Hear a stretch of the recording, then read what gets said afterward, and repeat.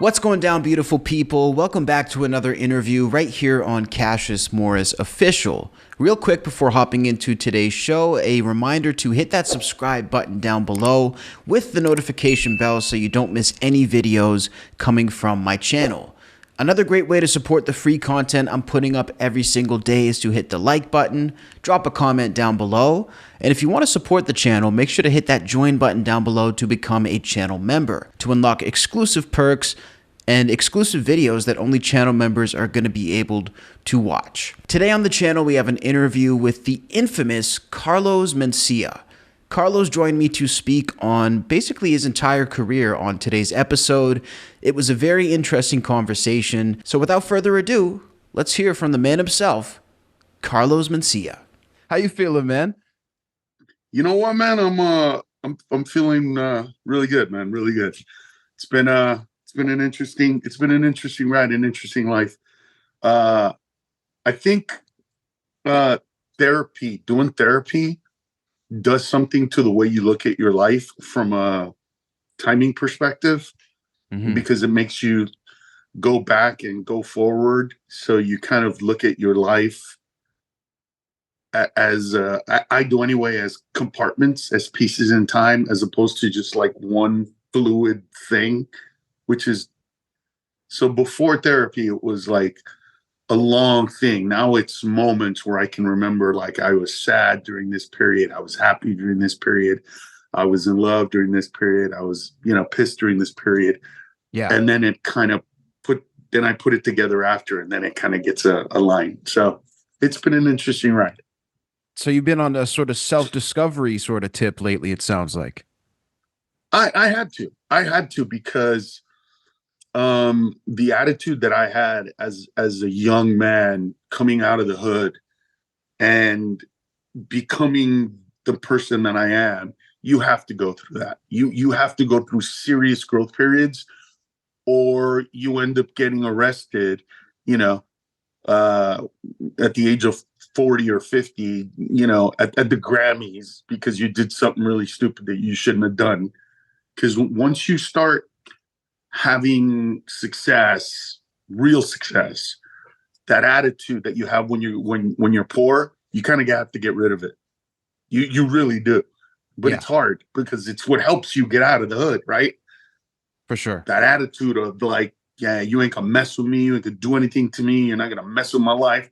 I'm gonna make things happen. I'm gonna make things, You got to fight to the top, right? But it's not just a fight.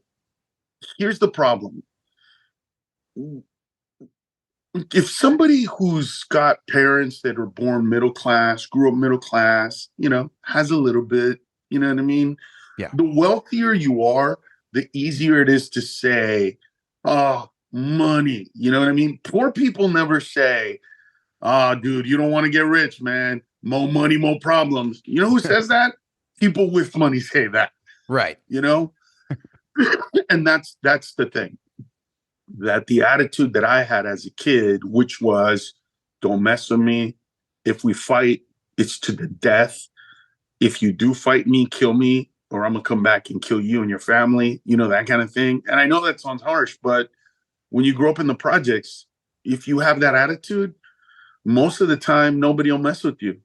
And the one time somebody does, as long as you take care of it and, support the idea of who you are, and people go, bro, did you hear what happened the other day? This dude said this to him, and oh my God.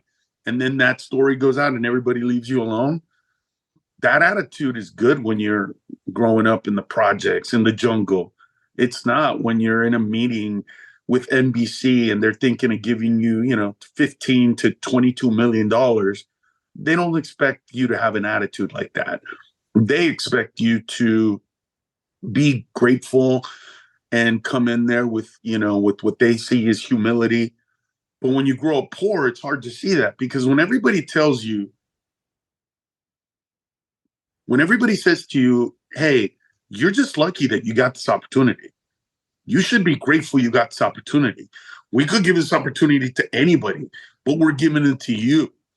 And you topple that with everybody that you grew up with saying, "Oh, bro, you think you're gonna make it? Seriously, you're gonna do something with your life?" Top that up with the family going, "What are you doing with your life? You're doing stand-up comedy instead of going to college, instead of, you have a degree in electrical engineering." Right. You take all of that, right? So I got to prove to the world that I'm somebody. So I got to work hard. I got to work harder. I got to do all this. And then you get these opportunities, and then they're like, "Hey, your work, that's not important. What's important is that we chose you, and this is something we're giving to you." And so it's hard to have that kind of humility that they want, because it goes against the grain of everything you've done. Yeah. So yeah, it's a huge metamorphosis, bro. A huge change. Sorry, Wow. I went on so long, man. Dude, I love it. You gave me so much to work with, and we're just getting started. So this is what, we're here to break it down. I mean, you're right about that. It seems like the executives, and this is something I've heard forever, they sort of strip away the hard work. I mean, obviously, Carlos, you went through the entire machine, and you've been in it for a long time. How did you sort of retain yourself through that process of them trying to strip you from sort of the credit? Well, you know what? You realize that, you see, when you're young, here's the problem. When you're poor, all you have is your attitude, right? So there's a reason that people that grew up poor, once they get a car, do a lot of weird things to cars, whatever it is, right? Right. It's like, I posted this the other day. I was in Key West, Florida, and I saw a Bentley, like just a beautiful Bentley during the day, and it was amazing. And then at night, it had LED lights underneath. Wow. And I remember posting something like, "Who does this?" And I remember that moment, because I was in both worlds. I remember literally having a Toyota Corolla hatchback, which I don't even know if anybody remembers those. This was like the 1985 or something like that. Anyway, I put the coolest rims on that piece of crap car because that's all I had. Of course. It was my peacock, bro. You know what I mean? Yeah. It was my check right? this car out. That's what I had. And you know what? If there were LED lights at the time, I would have done it. If Put there them on were too. little signs that say, "Look at me, I made it, girls. Come inside my car. Let's go for a ride. Let's go cruising." I would have done it. It would have been immediate. So I understand, that doing that peacocking. I get all that. Just that what happens once you have it, right? Once you did that car, and then I got, the Mercedes, and then the Audi TT, which was like my dream car at the time. And then I went, this car doesn't have enough horsepower. And then I got, an AMG. Well, once I got to that place, once I started getting to that level, once I was like, you know what? I don't need to buy that. I don't need to get that. I don't need to get that. My life is different now. That's when you begin to change. And that's when that part of you can go, you know what? You're right. I work hard, and you don't have to tell me that. I already have it inside of me. You don't have to tell me that I'm worthy, that I'm worth it. But I am grateful that you're, giving me this opportunity for a special or for a TV show. And it's not, it's because you don't need it, so to speak. Right. Well, you're in a position when I'm young, of choices. I needed it. I didn't have anything. Tell me that I'm good. Tell me that I'm funny. Tell me that I'm worthy. Tell me, look, man, we love what you do. You're great. Because you're like a young athlete who comes out and tells the world, "I'm going to rock it." And everybody's like, "What? Who is this kid? Who is this young buck who thinks?" Then all of a sudden that kid, lights it up, and everybody's like, "Oh, damn, he's real deal." But, unless you come from middle class or up, it's hard to have that sense of not humility, because I was always grateful. There was never a time where, but just the ability to to see the world and say, you know what? Yeah, you don't have to tell me I'm great. You don't have to tell me I'm good. We're good. Let's just come at this from a equal perspectives. I have this idea. You have the money. Let's put it together. Let's make a show. It's a different mentality. And in order to be that, to become this, instead of the the guy who sits at the corner, who tells you what could have been, what should have been, or the angry comedian who goes up on stage and talks about everybody else, or puts everybody down, or just says, "Oh, comedian," and angry and bitter. And in order not to become that, I had to look within myself to what is it that I want? Who do I want to become now? I'm lucky that I've lived enough and made enough money in my lifetime that I can do that. That I can literally say to myself, you know what? I was an employee. Now I own the company. I shouldn't act like an employee anymore. I should act like the owner of the company and run it that way. And what that does is it allows you, or at least me, to look back at those employees and go, man, I remember being that age and doing that. I remember, so I could take those people aside, right? I could take young comedians aside and go, hey, kid, listen, I know you want me to think that you're the funniest kid in the world, that you want me to bring you on the road, but you don't have to have the attitude that you have. Don't make my mistake, or at least try not to be me. Don't be that way, be this way. Don't say things like this. Don't compare yourself, just be yourself. Go up there and do your thing and be your thing. And that's that. Thank God I can do that. And I never fell into the sitting around and contemplating or doing podcasts and talking about how other comedians suck and how other comedians are not funny and how other comedians are not good and how you should, you know what I mean? This kind of comedy is horrible. That kind of comedy is horrible. I never got into that, because I went into myself, and it allowed me to change my world without having to tell anybody about anybody else's world.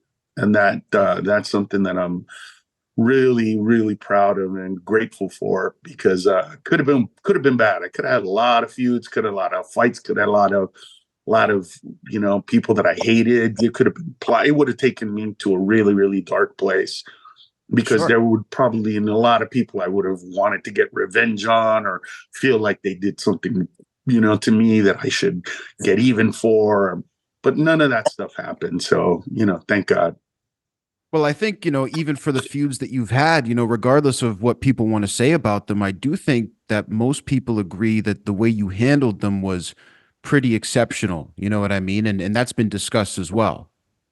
You know what? I don't know a lot of that stuff, to be honest with you. I stayed away from it because I just wanted to look, I wanted to change those things that I could control. You know what I mean? Yeah. It's a version of the Serenity Prayer. Figure out those things that I can change. Look at the things that I want to be, and like, I don't want to change that about myself. I want to change this about myself, and what are the differences? And that's the balance that happens for me on a daily basis. Every day I kind of figure out that. But I saw as a Latino comedian, I saw something that a lot of people will never see, heard things that a lot of people will never hear. So I got a perspective that a lot of other people will never have. As an example, when I was coming up, in the like, let's just talk about the kind of 90s, as a young, not just comedian, but as a young performer, as a young actor, whenever there was a really funny role for anybody within a certain age range, it was me, George Lopez, and Paul Rodriguez that were called in to do those roles. And once you show up in an audition and you see them, okay. Second audition, you see them, third, fourth, fifth, eighth, 20th. And you begin to realize if they get the role, I don't get the role. And that doesn't seem like a big deal to most people because, like, there's many other roles. Except when I've heard this more than once from executives at networks. We already have our Latino show. Wow. We're not looking for another one. I'm sure white people, my white comedian friends, actor friends, never heard we already have our white show. No, definitely not. Some of my black friends might have. Yes. But even when I was coming up, there was like the CW that had not just one black show, but it had like 3 or 4 put together, right? So there was there was Jamie Foxx's show. Then there was the We're Brothers. So there were a couple of shows that they put together to kind of do like a African American night or an urban night or whatever it was. They never even did that for Latinos. They didn't put like, hey, Carlos Mencia, let's get Fluffy to go on, or let's get whoever it was. So what that did was it did create a sense of of antagonism amongst us, or maybe not antagonism, but there was competition because I know that if I'm not good at this and they're going to get it. And it's not it's not an easy environment for somebody young, especially when you're like, hey man, that guy right there sitting there, those 2 dudes, if they get the role, you're not going to get the role. And if you get it, they're not going to get it. And so it was tough coming up that and stay, neutral, so to speak, and not be angry and not shout out and not be pissed and not throw down. I just didn't want to be, this is what my father, when I was young, always gave me little bits of advice. And one of the things that he said to me was, don't ever be the immigrant that crosses the border illegally and makes it, because he pointed out that there are other people hiding over there. Right. Is that who you want to be? Don't throw everybody else under the bus, essentially. It's what we do though, right? It's the Me Too thing, right? It's the not Me Too. It's the whataboutism, right? It's like, hey man, did you do that? Oh, bro, do you know about this? Well, that has nothing to do with what you did. Like, did you do something or not? Right. Yeah, but so it's that thing. And I didn't want to be that guy. And so whatever was done to me, see, there's one thing that I really, really hate, brother, like more than anything in the world, that it tells me, who are you when you become powerful? And I've lived long enough, bro, to have seen friends of mine, or at least people that I know and some people that I respect, and how they act when they get power. And I'll give you an example. When I was growing up, the Black and Latino community had very, very big complaints about not being given opportunities. We're not being given opportunities enough. We're not being put in movies enough. We're not being put in shows enough. People are not giving us, enough opportunity to really do and flourish as we want to. They don't give us enough jobs, basically. Yeah. Well, I remember I did a show. It was at the Arco Arena in Sacramento, California. And it was a bunch of Latino comedians. And I think the name of the show was, this was when there was a Taco Bell dog that was really popular, and he used to say, Yo quiero Taco Bell. Right. I think this was called the Yo Quiero Comedy Tour, if I'm not mistaken. Anyway, at that time, Bobby Lee had been opening for me for a few years. So when we did this show, I told the guys, I go, hey, I'm going to need Bobby to go on. And the promoters of the show said, no, this is a Latino show. We're not putting any non-Latinos on the show. And I remember saying, guys, I'm not doing this shit. I'm not doing to others what they do to us. I'm not going to sit around and tell quote unquote, let this go through. Hold on. Hold on.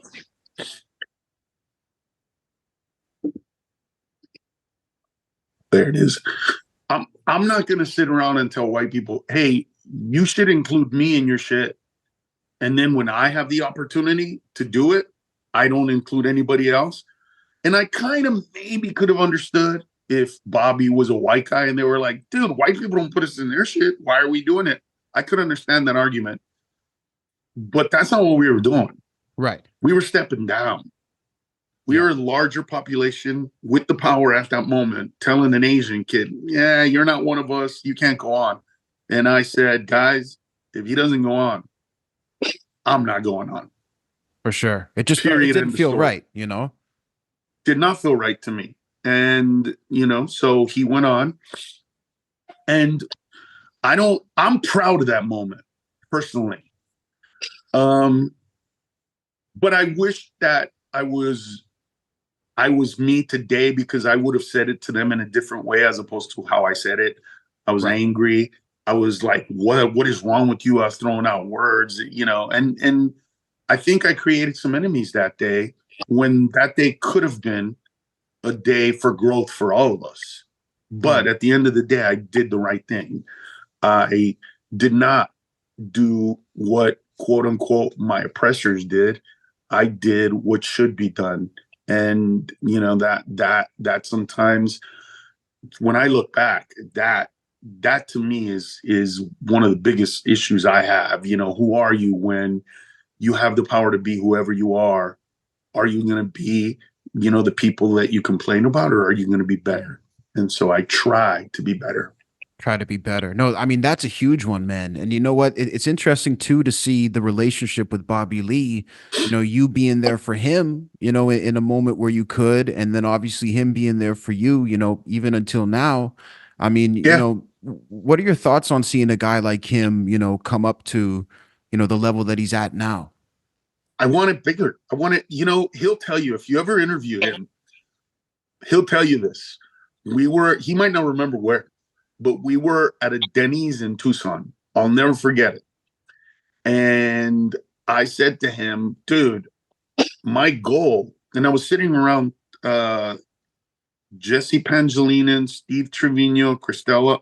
No, not Christella wasn't part of it, and Bobby. And I remember, and yeah, there were two more. There was Freddie Soto and Pablo Francisco.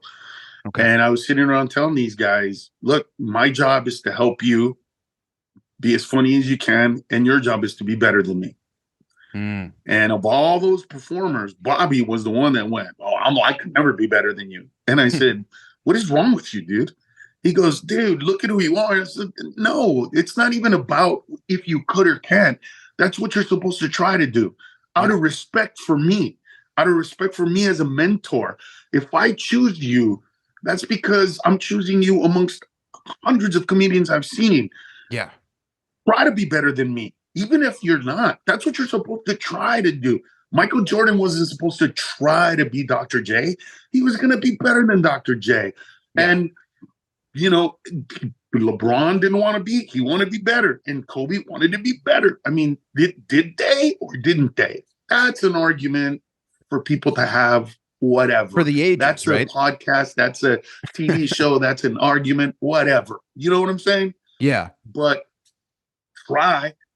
So For sure. I was pissed that he was like, yeah, whatever, I'll be, because I want them to be better than me. I love that, you know, I can sit here and we can talk about comedians that are successful that went through my school of comedy that I brought on the road. I didn't just put them on a podcast and say, hey, go check this guy out. I literally, you know, got them when they were young, when they were puppies, taught them how to be funny, mentored them, watched them, you know, taught them how to write, showed them how to add tags, showed them how to extend jokes, showed them how to do all this stuff.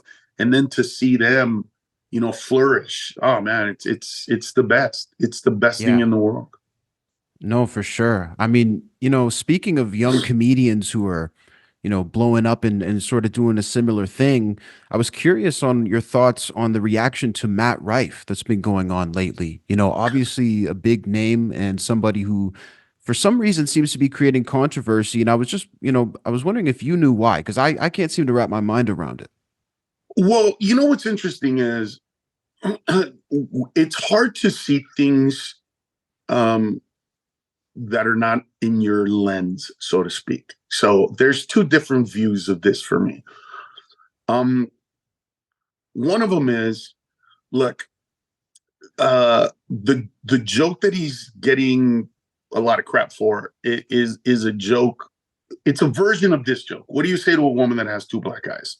Nothing. You already told her twice, right? That's the old version, like the most basic knock knock, who's there kind of joke. Versions of that joke have been told already. One of them was on a special, I believe might have even been in the 90s, by Dave Chappelle. And his version of the joke is, I walked into a bar and there was a woman with two black eyes, and I thought, great, she doesn't listen. So that was his version of this joke. My whole thing was about this was, I don't even care about the quote unquote misogyny part of it. It's been done. It is whatever. To me, it was just a little simple, a little simplistic. You know what I mean? It's like, if you guys are going to get this guy on a joke, get him on a joke that's not a knock-knock joke. That's not just almost a throwaway joke. And if you're going to get mad, then get mad at that. Like, get mad that you expect more, that you want better writing, that you want something more creative, that you wish it was more evolved. Go that route if that's the case. But at the end of the day, jokes are just jokes. Listen, I literally go on stage now and I do this bit where I tell people, if you guys, first of all, let me clear something up for people out there that don't understand edgy comedians, which I am one of. I have never, nor will I ever write a joke that is intended to offend. Right? So get 2,000, 3,000 people, put them in a theater, get your 10 favorite comedians of all time and put them on that show, and pay one person in the first 2 to 3 rows to not laugh at one joke. Just make sure that person laughs at nobody's jokes, and tell every comedian to do 15 to 20 minutes. I guarantee you, bro, every single comedian will walk off that stage, even if everybody stands up, right? Standing ovation. Every comedian got a standing ovation, killed it. Every comedian will walk off and go, hey, did you guys see that one fucking guy in the corner? That one person. Did you see that one dude? And every comedian will walk off and go, did you guys see the guy with the glasses in the black? Oh my God, he didn't laugh at me either. Dude, what is up with that guy? Then the next comedian will go, I'm going to make him laugh. And he'll get off and go, dude, I couldn't make him laugh. Ignoring 2,999 people. Mm-hmm. That tells you who we are. We do not like it. And if you watch videos online of like when confrontations get weird, you can tell that the comedian just feels awkward. We get sometimes nice comedians turn into assholes. Sometimes comedians that are really cool, all of a sudden, you don't use profanity. All of a sudden, they're like, you know what? You need to get the fuck out of here. And they just don't know how to deal with it because that's not what we're built for. We're built to make people laugh. And so here's my point. If every single comedian wants to make every single person laugh, and what we want to do is make you happy, we want to make you happy to the point where laughter literally releases endorphins into your body that make you happier. How can anybody turn that into something bad? You are an evil person, in my opinion, if you take a stand-up comedian and that performance and turn it into something negative. Matt was trying to make people laugh. Everybody laugh. A room filled with a lot of women, the majority if I'm not mistaken, were women. And he did a joke, that quote unquote might be offensive, but he was trying to make all of them laugh. And that's what we do. And when people turn that into something bad, it pisses me off, because it's like, look, even if I failed at my job, my attempt was to make you happy. Exactly. How can you get mad at that? And the joke that I tell on stage is, look, I've gotten thousands of blowjobs in my life. Thousands. They were not all good. But I promise you, bro, I was never angry at the end of any of those blowjobs. And I never, ever at the end of any of them thought, I need to cancel this chick. How dare she? How dare she try to do that to me and not be good at it? That's the equivalent. And so, what I'm doing with my comedy right now is addressing these issues through comedy, through stand-up, interjecting, of course, interjecting these things so that hopefully people can, after the laughter, after however many drinks they had, they're in their car the next day and they go, hey man, that one joke that Carlos told about blankety blank, that was real. And then the other person goes, yeah, or no. And then an honest debate, an honest discussion occurs. Conversation. Because of a joke. Absolutely. That's what we're supposed to do. But think about what happened last year. How it went, just from a really big perspective. It started off for me as a comedian last year at around this time when Will Smith goes up on stage and smacks a comedian for what he says. That's how it started. And it ended for me as a viewer of comedy with Joe Coy being so trepidatious, so aware of not being offensive, that he didn't do the job that he would normally have done had that not happened. So for me, it's this. That's what happens when you make comedians think about what we're saying as opposed to just letting us be. Right? Wow. One of them was, he said his mind and this guy hit him, and then all of a sudden, look at what happens on the other side. And then look at what happened in the Grammys. All of a sudden you have a comedian who says, I don't care, I'm going to make fun of him. And then all of a sudden it goes back to being like acceptable comedy again. This is what people don't understand, because we think of freedom of speech as everything I think and everything I believe. Mm-hmm. Right? I believe that the world is an equal place. So that's freedom of speech. And then you come out and go, no, it's not. Let me tell you why not. Well, you know what? Let me cancel him. Because in today's world, we rarely teach people to overcome, to succeed, to go past. You fell down, get up. We try to remove all obstacles, right? So when a kid is a kid, we baby-proof a house.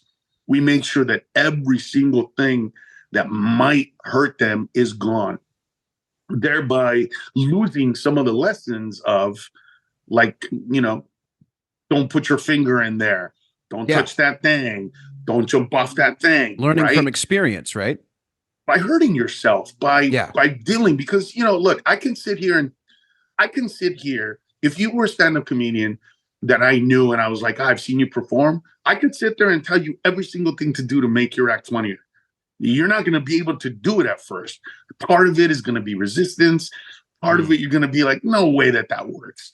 No way it's not going to. But then one day you're going to do it. You're going to go, oh my God, it works. But sometimes you're just going to have to go and do it yourself and then realize what it is, that how it affects you, so to speak, personally. And some things we just have to, but we baby-proof houses. We tell kids now, you're a barista instead of a coffee maker, right? Now, baristas make the same amount as coffee makers, or last else time I checked, they wouldn't be asking for tips, right? But think about it. So instead of telling like kids, hey, deal with your surroundings, adapt to those things around you, we adapt the world to evolve around them. They get a little older, we tell them, no, you're not messing up in life. You're a barista, you're doing fine. You're not a bartender, you're a mixologist. You're not a secretary, you're a personal assistant. You know what I mean? You're not a blogger, you're not a vlogger, you're not a podcaster, you're an influencer. And so what we take away from that is that the minute the real world hits you, the minute that thing comes, that accident, that you got fired, that you didn't get the ratings, that you didn't get the clicks, whatever that is, at that moment, we've created a society that basically doesn't know how to lose because they got participation trophies growing up. And when you don't know how to lose, there's a reason, bro, that every election within the past 20 to 30, 20-ish years, there's always a recount, like no matter what.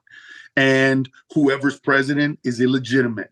They didn't deserve it. They didn't win it. Whereas when I was growing up as a child, as a teenager, whoever lost just went, congratulations, we'll get you next time. Let's move on. Let's take care of this.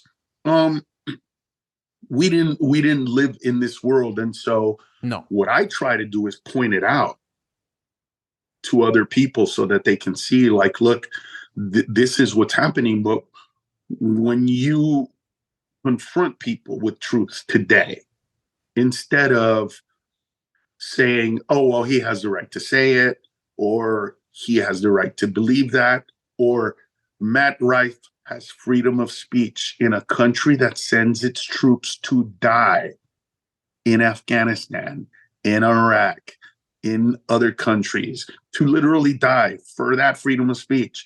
And yet you want to cancel him because he said something that you don't find funny. That, to me, is the error of ways. So you're basically saying that your opinion is supersedent of all other opinions of the people that do like him, of the people that do think he's great. And instead of just turning off the TV or turning off your screen or turning off your computer or your phone or whatever, it's let's get rid of that voice, because I don't know how to be better than that voice. I don't know how to be.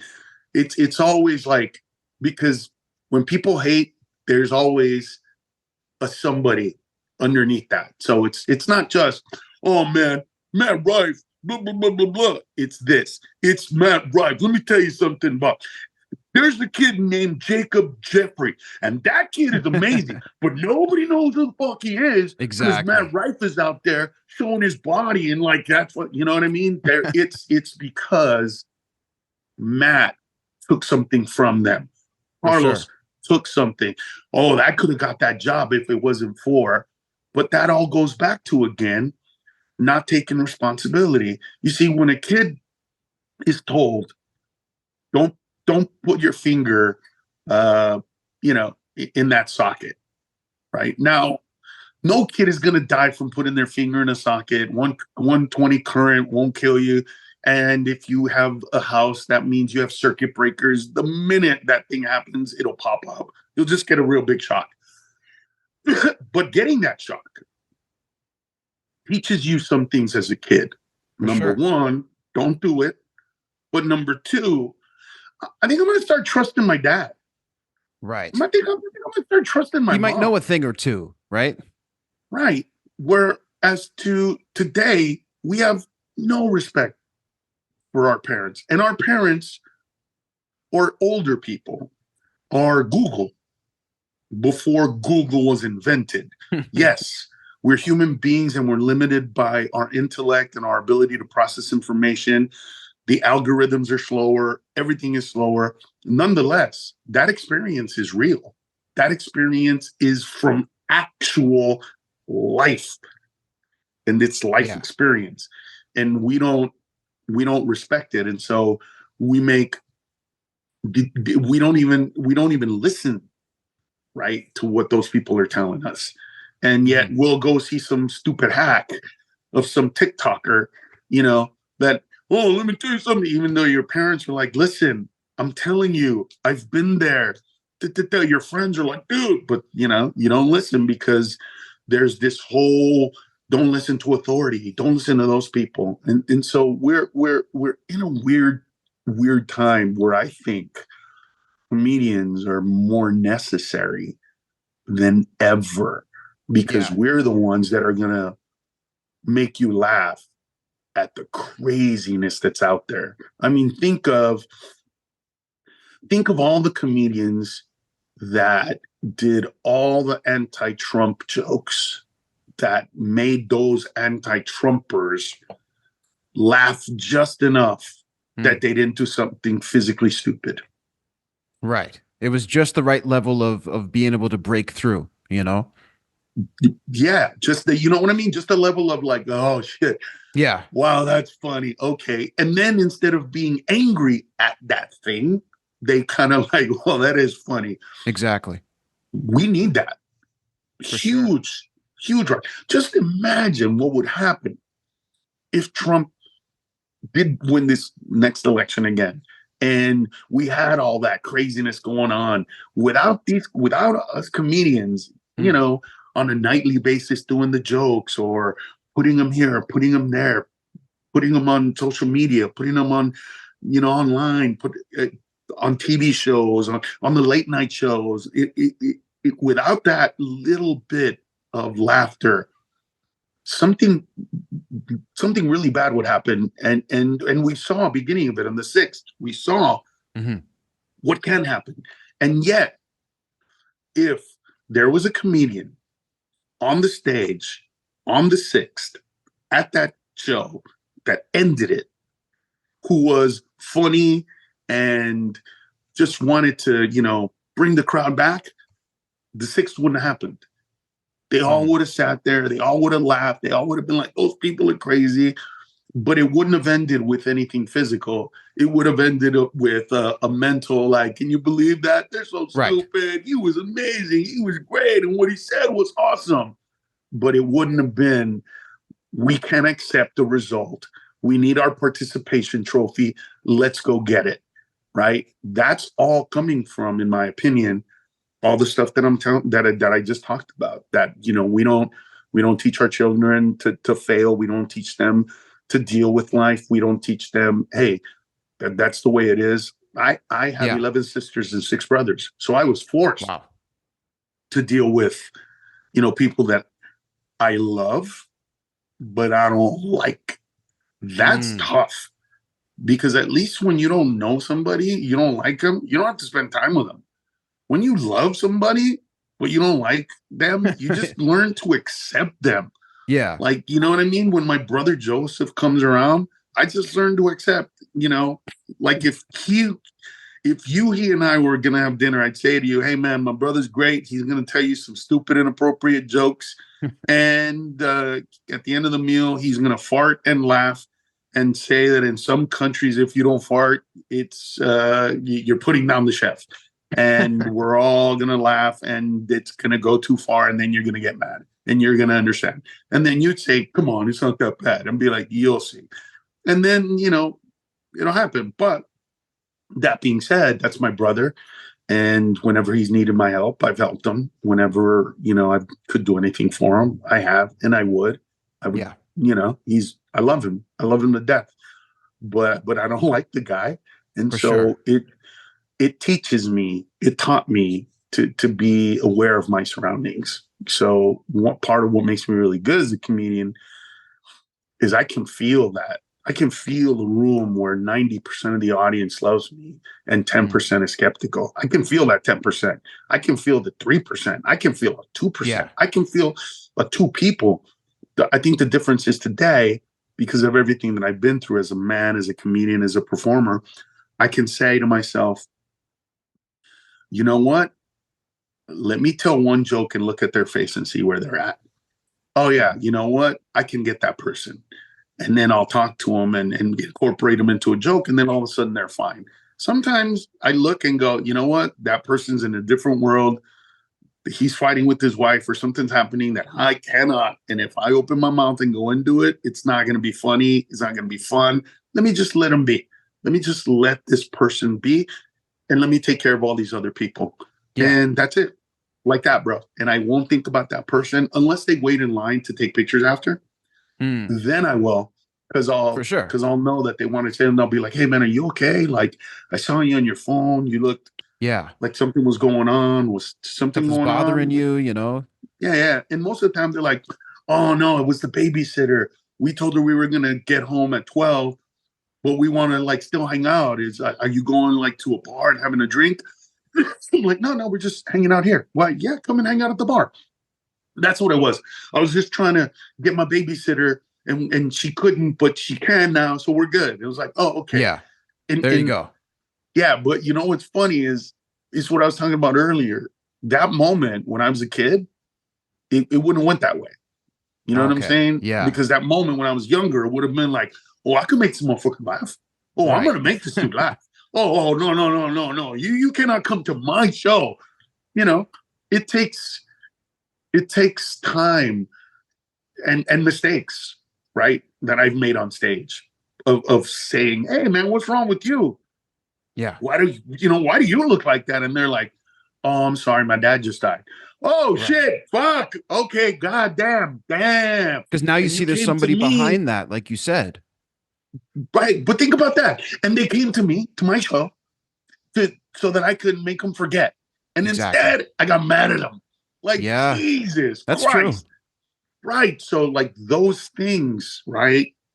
You need to go through those things. And when you do go through those things, this is what I've been working on, that my reaction was what it is now and not the same over and over. Like, I'm glad that today I would make that mistake, but I wouldn't make that mistake because I looked within myself and who do I want to be? Who do I want to become? What kind of comedian do I want to be? What message do I want to send? And so all of that allows me to react to that moment completely differently now than I would have without the insecurity. That's the hard part, right? The insecurity, because when you're young, it's like athletes. When athletes are young, they're cocky. Why? Because they have to believe they're that good. Because if you don't believe you're that good, you're never going to be that good. No. So you have to believe that you're that good. But you haven't proven to anybody, not even to yourself, that you can do it. Right? Your first, second year, like, come on, man. I mean, it's kind of like if Patrick Mahomes were to die right now before the Super Bowl, he had a better career right now than Brady. If he wins the Super Bowl and you compare him to Brady, up until that moment in Brady's time, he is better than Brady, greatest quarterback of all time. But you and I both know that he has to win the Super Bowl and 2 or 3 more. He has to, in order to, And so that's the reality. But the reality is also that he is the GOAT, kind of, if you change it, but he's not.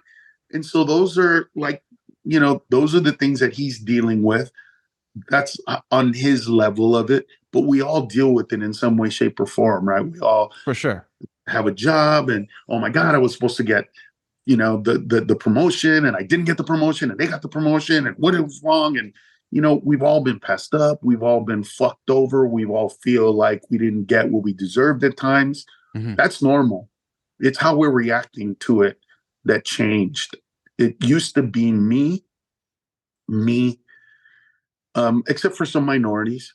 But for me as an immigrant, I wasn't taught that. I was taught this is basically the speech given to my family by my dad. This is the greatest country in the world. Anybody can pretty much be anything. And if that's not what you become, then it's probably you. Nobody else. Go. I love that, though. That is so factual. And I especially when you prove that you can make money,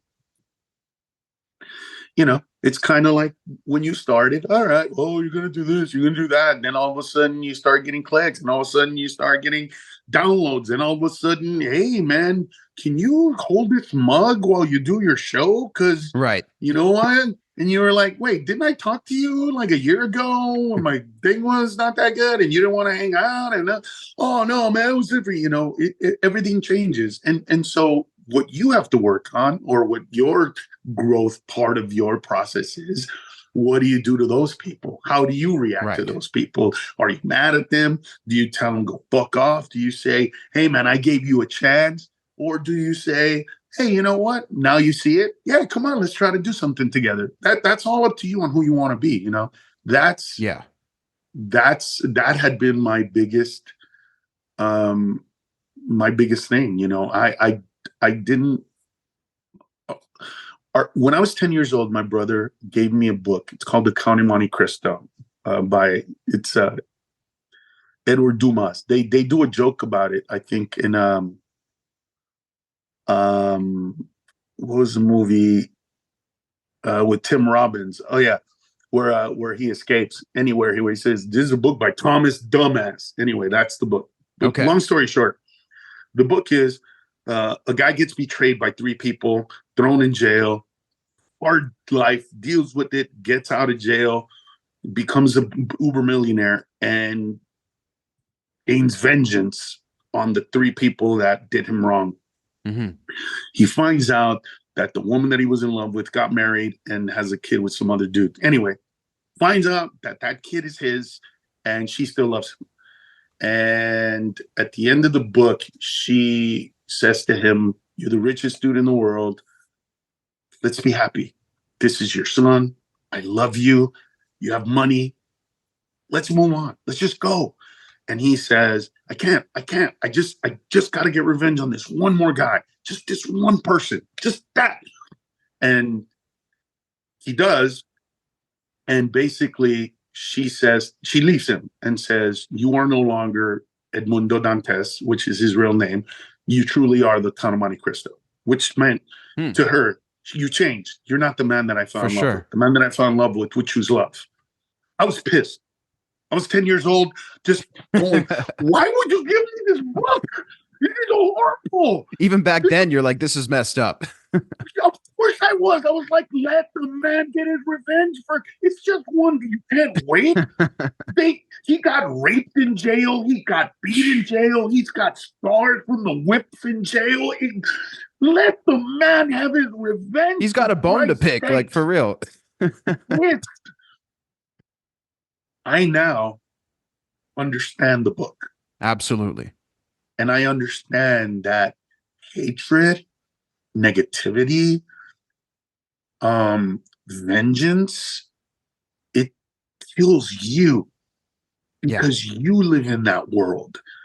You live in that place of, I want to make somebody's life bad. I want to hurt somebody. And it changes you, because at the moment where he was given the chance for love and happiness the rest of his life, or a moment of vengeance, he chose that vengeance.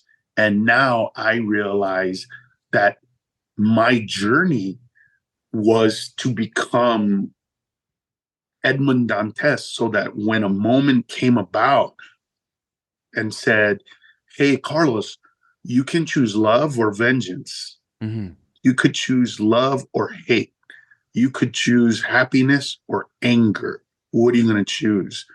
That I choose happiness and joy and love over that, because I know what that does. I've had periods of time where I was plotting revenge upon comedians that I feel literally tried to hurt me on purpose.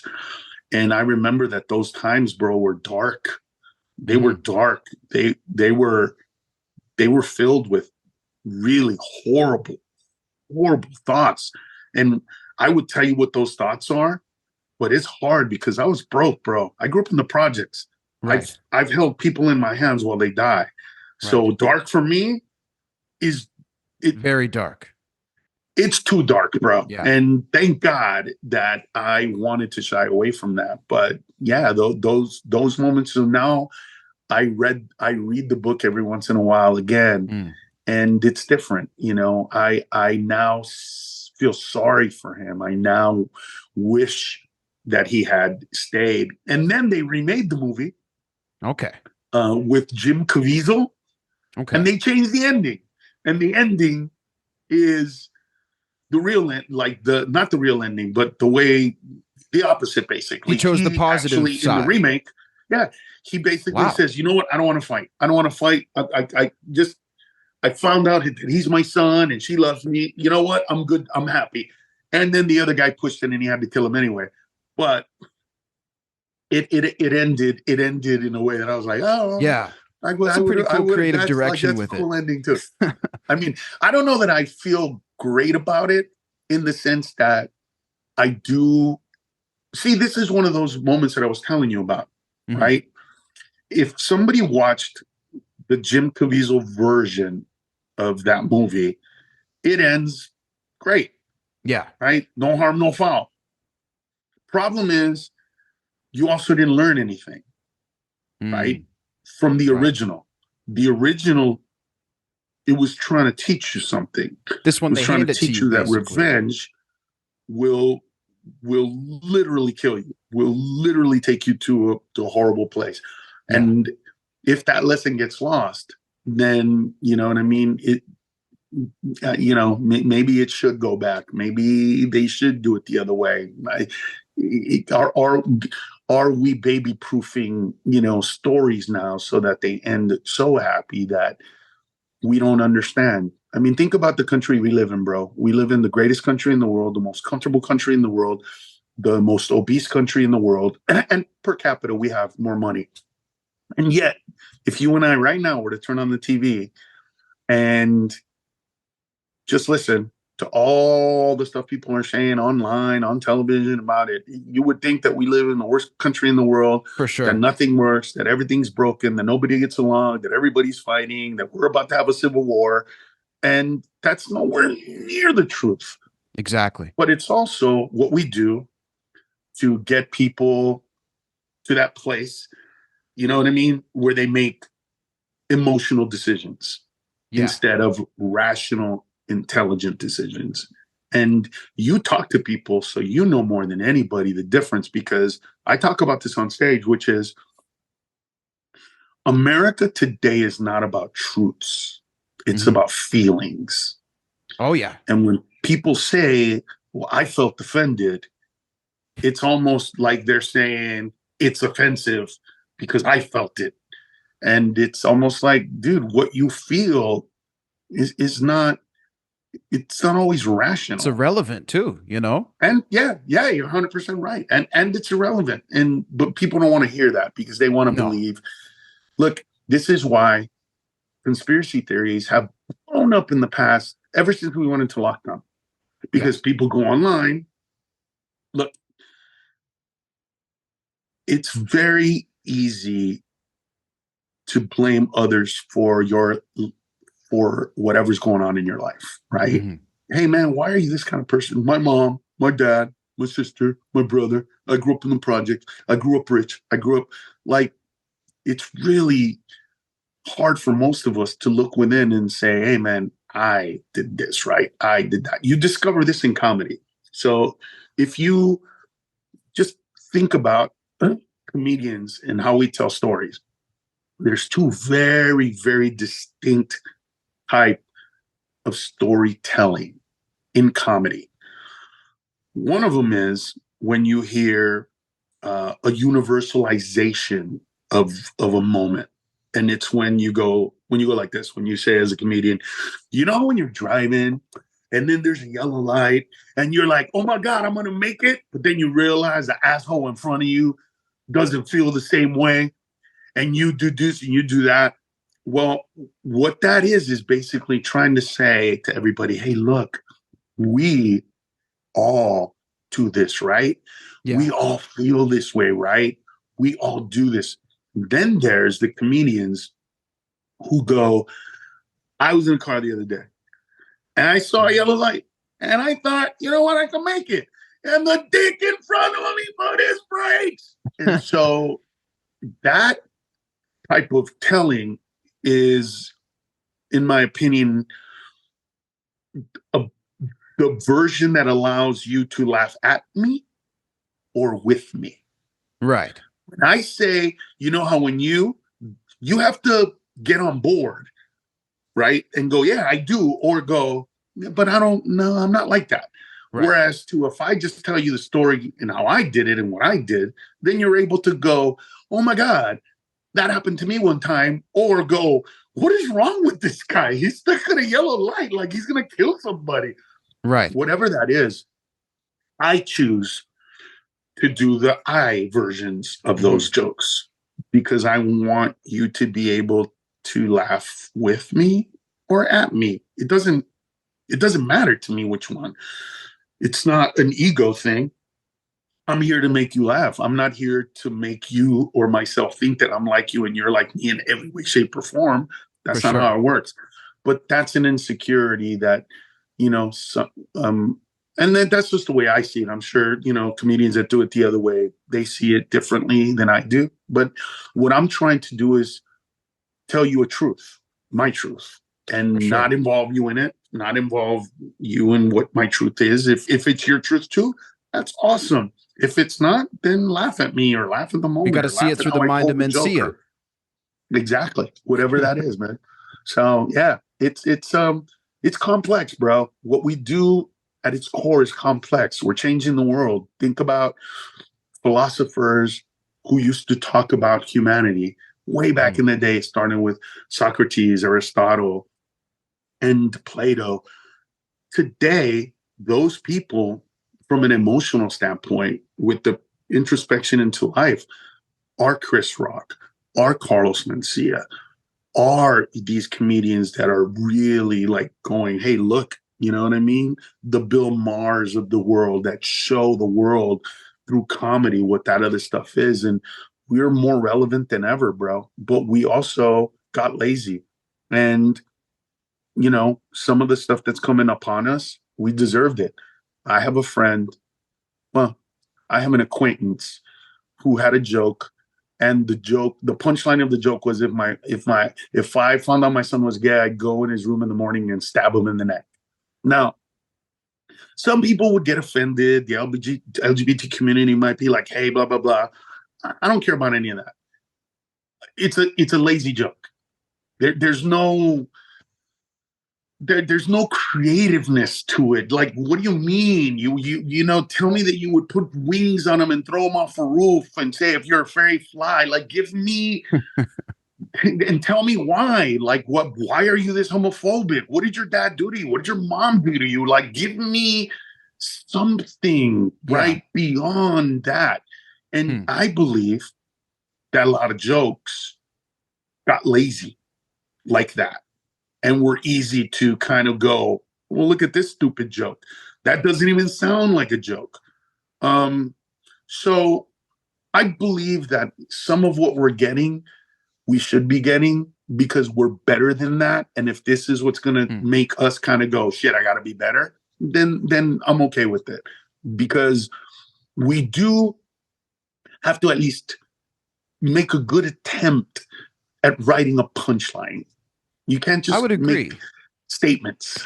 Yeah, I mean, well, at that point, it's just an opinion. It might as well be a tweet, right? I mean, the comedic element of it has to be there as well. Maybe if we look at, obviously you were speaking on, when you first started really getting heat in the comedy game and your career was heating up, people started treating you different. I know a lot of that time was at the Comedy Store. How many nights a week would you say that you spent at the Comedy Store sort of around that time? Every single night. When I first started from 1988 to about 1994, 5, those 6-7 years, every single day I worked at the Comedy Store. So I was what they call a gopher for the first few years, which was I'd go there show up at 10 o'clock. So I worked 9 to 5 during the day. And I would just sit around and run errands for whoever needed it. If Mitzi wanted, there's a place called every time I see the nuts commercial, I think about it because I used to buy nuts from them for Mitzi way back in the 80s and early 90s. So I would go back and forth. And then at night, I was the doorman. Okay. So See, I I've was done that there. job too, so that's an interesting job.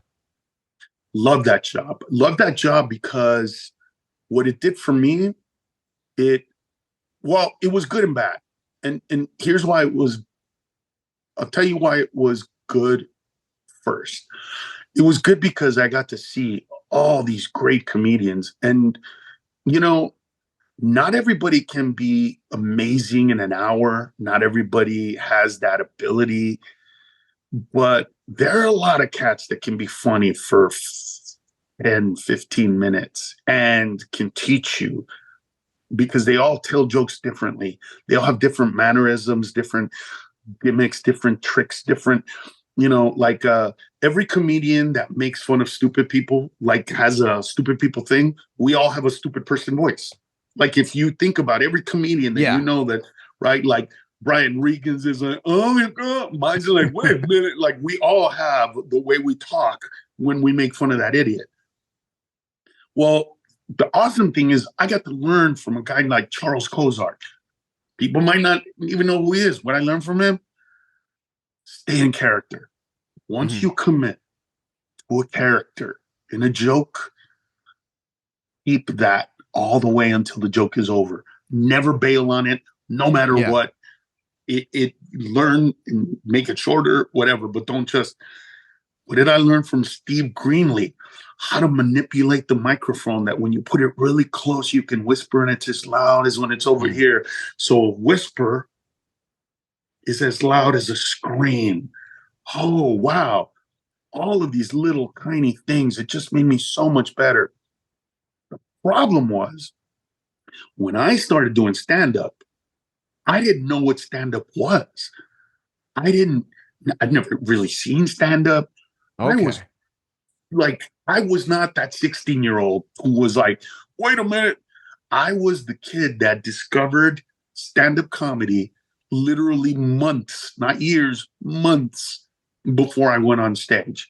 So I didn't have, I was listening to Chris Rock, and he was doing an interview where he said when he started doing stand-up, his whole act at first was pretty much Richard Pryor.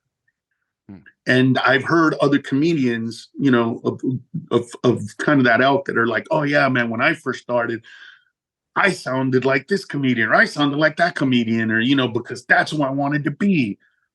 Well, I didn't have that. What I had was these guys that I'm looking at that are influencing me. And so a little part of my performance sounded like Charles Kozart. A little sounded like Rick Greenstein, sounded like Steve Greenlee, sounded like, you know what I mean? These other cats.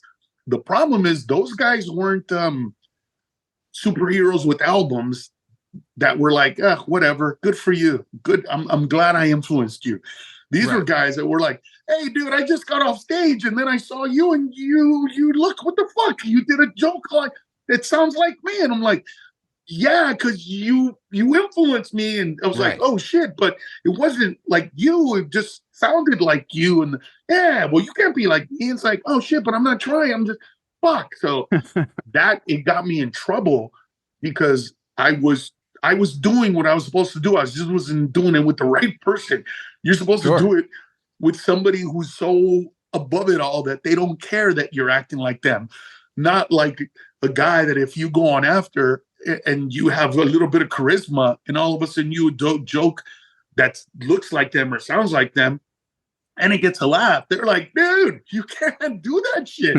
And it's like, oh, fuck. Okay, well, how do I grow? What, you know what I mean? So it made it difficult for me at first trying to like, how do I learn from these guys without invading them to a point where I was never doing jokes that they did, but I was doing jokes the way they did them. Right. And so, those two things came together. And like I said, it was really good and really, really bad at the same time. So it was a bit of a combination. I'm wondering, did you get to see the Comedy Store documentary that was made at all? I did not, but you know what? I was I didn't because I was such a huge part of the Comedy Store for such a long time. And from my understanding, one of the episodes is all about me, and they never asked me to be a part of it. So I wasn't upset about it or anything of the sort. But, for me, that's always been the case, right? Like people, um, there is a narrative about me that is very, up until very recently, that was just the way it is. Like, even I could say, guys, I couldn't have done that. I was in Honduras when they say that happened. Bullshit, dude. Come on. You know the way it is. Come on. I mean, look, if you're in the stand up world, you've heard comedians that have never met me, that don't know me, tell you shit about me. They couldn't. They don't know me. They've never been around me. But this narrative becomes, and the story grows, and then the story becomes, and then all of a sudden, things are the way they are. And, you can either become angry, or, and we already talked about what I did. I chose to go the other route. But, it was a hard experience for me. It was a difficult experience because all I've ever tried to do was help other comics and, to entertain. But there were things that I did that, you know, like I said, I was cocky and I was, young. And when I was challenged, I came hard sometimes. And I did things like, I'll give you an example of some shit I'm not proud of. And yet I'm proud of what I did. I'm not proud of the way I handled it. Um, the original room in the 90s, late 90s, early 2000s, it was it was an okay room. Um, it was sold out on the weekends, but on the weekdays, it was give or take. It would be okay, but it wasn't like packed. And I Mitzi Shore, the owner, would always put me on late because she wanted me to learn. She wanted me to go on after a lot of comedians. She wanted me to try to be funny at midnight, at 1 in the morning, at 2 in the morning. She was pushing me to be funny under hard circumstances. Well, when five, six, seven comedians go on stage and their first thing they say is something like, wow, not a lot of people here. Okay, well, I mean, I'll be as funny as how many people are here. Whatever version of that, there aren't that many people here. It's a small crowd. I would go on stage after however many comedians and just hit them and hit them. And once I got an applause break from everybody, I would stop and look at the back and go ask my brother. I go, Bert, how long did that take? And he'd go, 3 minutes and 48 seconds, bro. And I would go, oh, so that's how long it takes to make a shitty audience turn great. There you go. Dude, I know, but I should not have been saying that. But that made them feel like shit, right? I can understand that, Of course it yeah, did. for sure. But here's the thing that most people don't understand. Dude, I never did it to be hurtful to them. Mm-hmm. I did it because I wanted them to learn that A, it's possible. You can do it. If I can do it, you can do it. But more than that, I wanted them to learn, I wanted them to learn what my dad told me. When I said to my dad, hey, Dad, I did a show today and we were supposed to be sold out, but we weren't. And there was a problem, there was a mix up, and there were empty seats, and I was upset. And my dad said, So let me get this straight.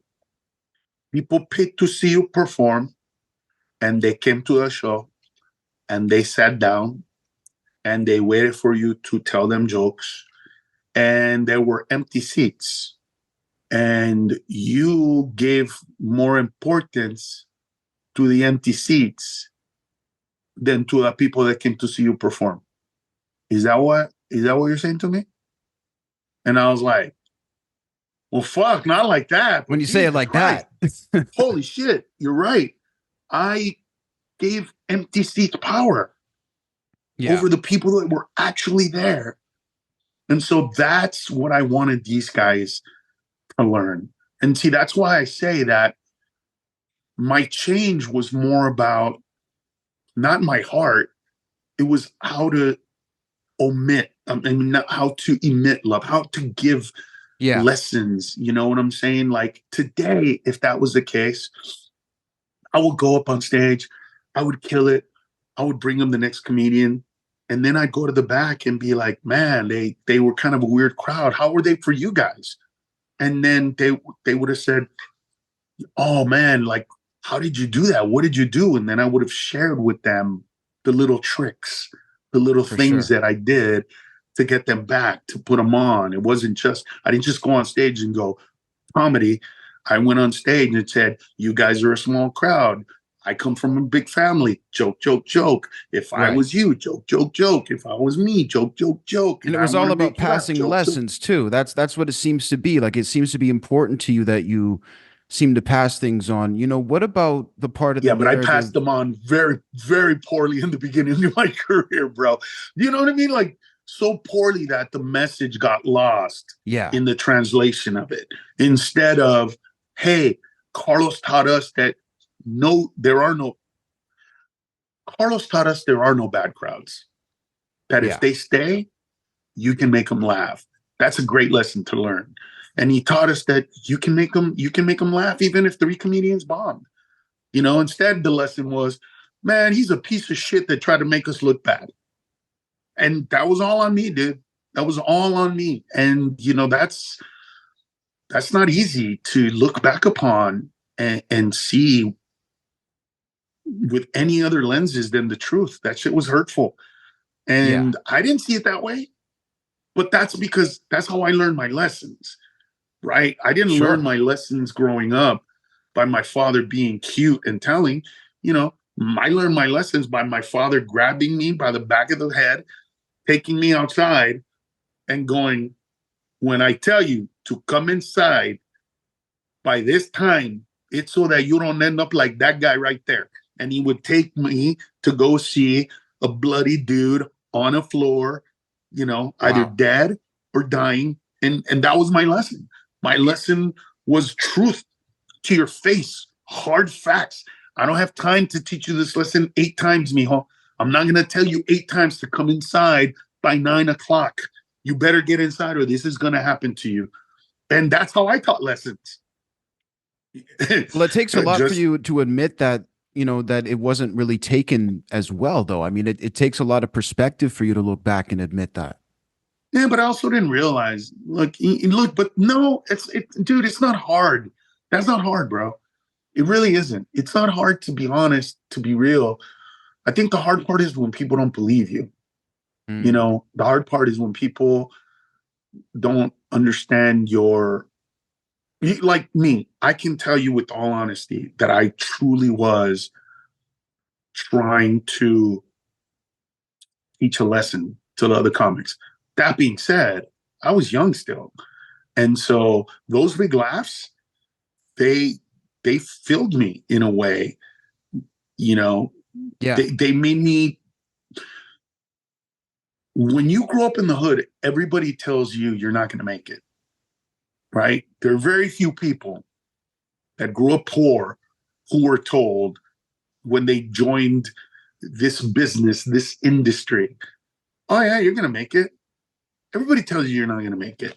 And so when I started making it, it not only felt good, I'm sure that in my face you could see that there was a part of me that was like, you guys have been doing stand-up for how many years? I've been doing it for 3, 4, and I'm killing it. and you guys can't do this. Yeah, there was that part of me that I'm sure was even making it worse. But I was a kid. That's who I was. That was my experience. I did the best that I could with what I had. And looking back at it, I can see it. And, like I said, thank God, there's a lot of room for me if I wanted to be angry and vengeful and hurtful. And I'm not gonna lie to you, there were moments in my darkness, in my, times of real darkness where for an increment of a second, I thought of committing harm to those that committed harm to me, real physical harm. But in truth, committing harm to myself was probably, for every one time that I thought, man, I'm gonna go to the store and beat the shit out of somebody, 100 times I felt, man, maybe I should just stop doing stand-up. Maybe I should just get a job. Maybe I should just end it here. If I love stand-up this much and stand-up doesn't love me, then maybe I should just end my life. And, little moments, but those happened way more. So there was, even in my moments of, there was one and 100. Oh, fuck. It should just do something to hurt myself. So yeah, it's a hell of a journey for sure, man. I mean, how do you address, bro? It's a crazy journey, dude. No, it is insane. How do you address the part of the narrative? I'm curious that when people say that they hesitated to perform in front of you at the store, for example, in the documentary, Sam Tripoli said he wouldn't set foot on the stage if you were there. I mean, what is your response to that? Well, here's the thing. All of those guys. And by the way, you can go on my Instagram and follow threads. What I would say to Sam if he was you is, all right, Sam, show me the one joke that I did see, here's the thing. I've recorded all my shows since 1994. Wow. So I have a degree in engineering, electrical. And so I've always been like a geeky nerd. So in 1994, I got what is called the digital audio tape. It's a DAT. And they had, at the time, they only had racks because it was a professional recording. So I had to buy a little rack and set up and record. So anyway, back in those days, bro, I would record a show, tell the audience, if you want a copy of the show that you just saw tonight, you can get a copy tonight. But back then I couldn't give it to him tonight.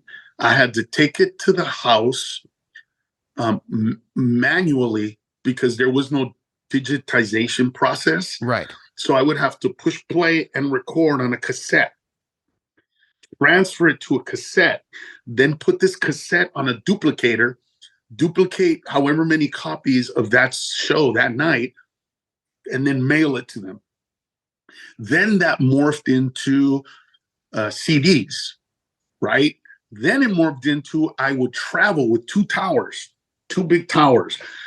And then you could actually get a CD copy of the show that you just saw if you waited for like 5 to 10 minutes. Then that CD became a USB. And then that USB became, just give me your email address and I'll send you a link where you could download it. So I've been recording my shows this whole time. So I have said to all of those guys, to even the Sams, tell me the joke. Tell me when's the first time you wrote it. We will go and find out when I wrote it, and we will deal with it out here in the open. Every single time that happens,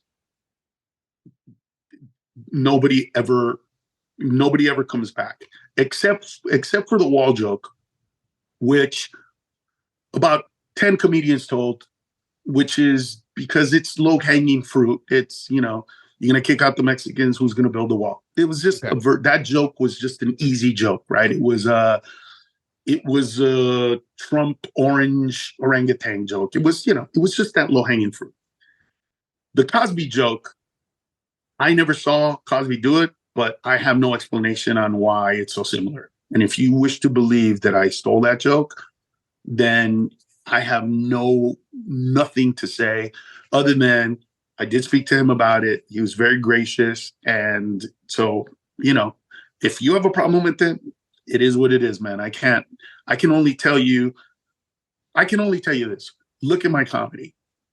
Look at the kind of comedy that I am and know that I'm telling you, I didn't watch a guy sitting down talking about mom and dad. It wasn't my type of comedy.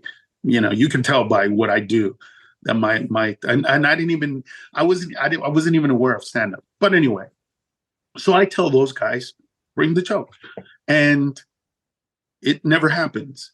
What happens is when I say, okay, go ahead and bring the joke, they'll give me testimonials like Sam's. But that's part of like what I had to deal with my anger, because my anger was, how do you let somebody say that without proving? Like you would have to say, he stole this one joke from me, and that's why I do this. But it's just like this mythical thing that, hey, he did it and everybody believed it. And there was a point in time where if you didn't hate me, there was a point in time where if you showed up and people were talking about me and you said, I've been with Carlos, I've seen him, I've never seen him steal a joke, they would have said, shut up, dude, or what? So he's bringing you on the road now, so you got to kiss his ass. Come on, bro, you could tell us the truth. It's all good.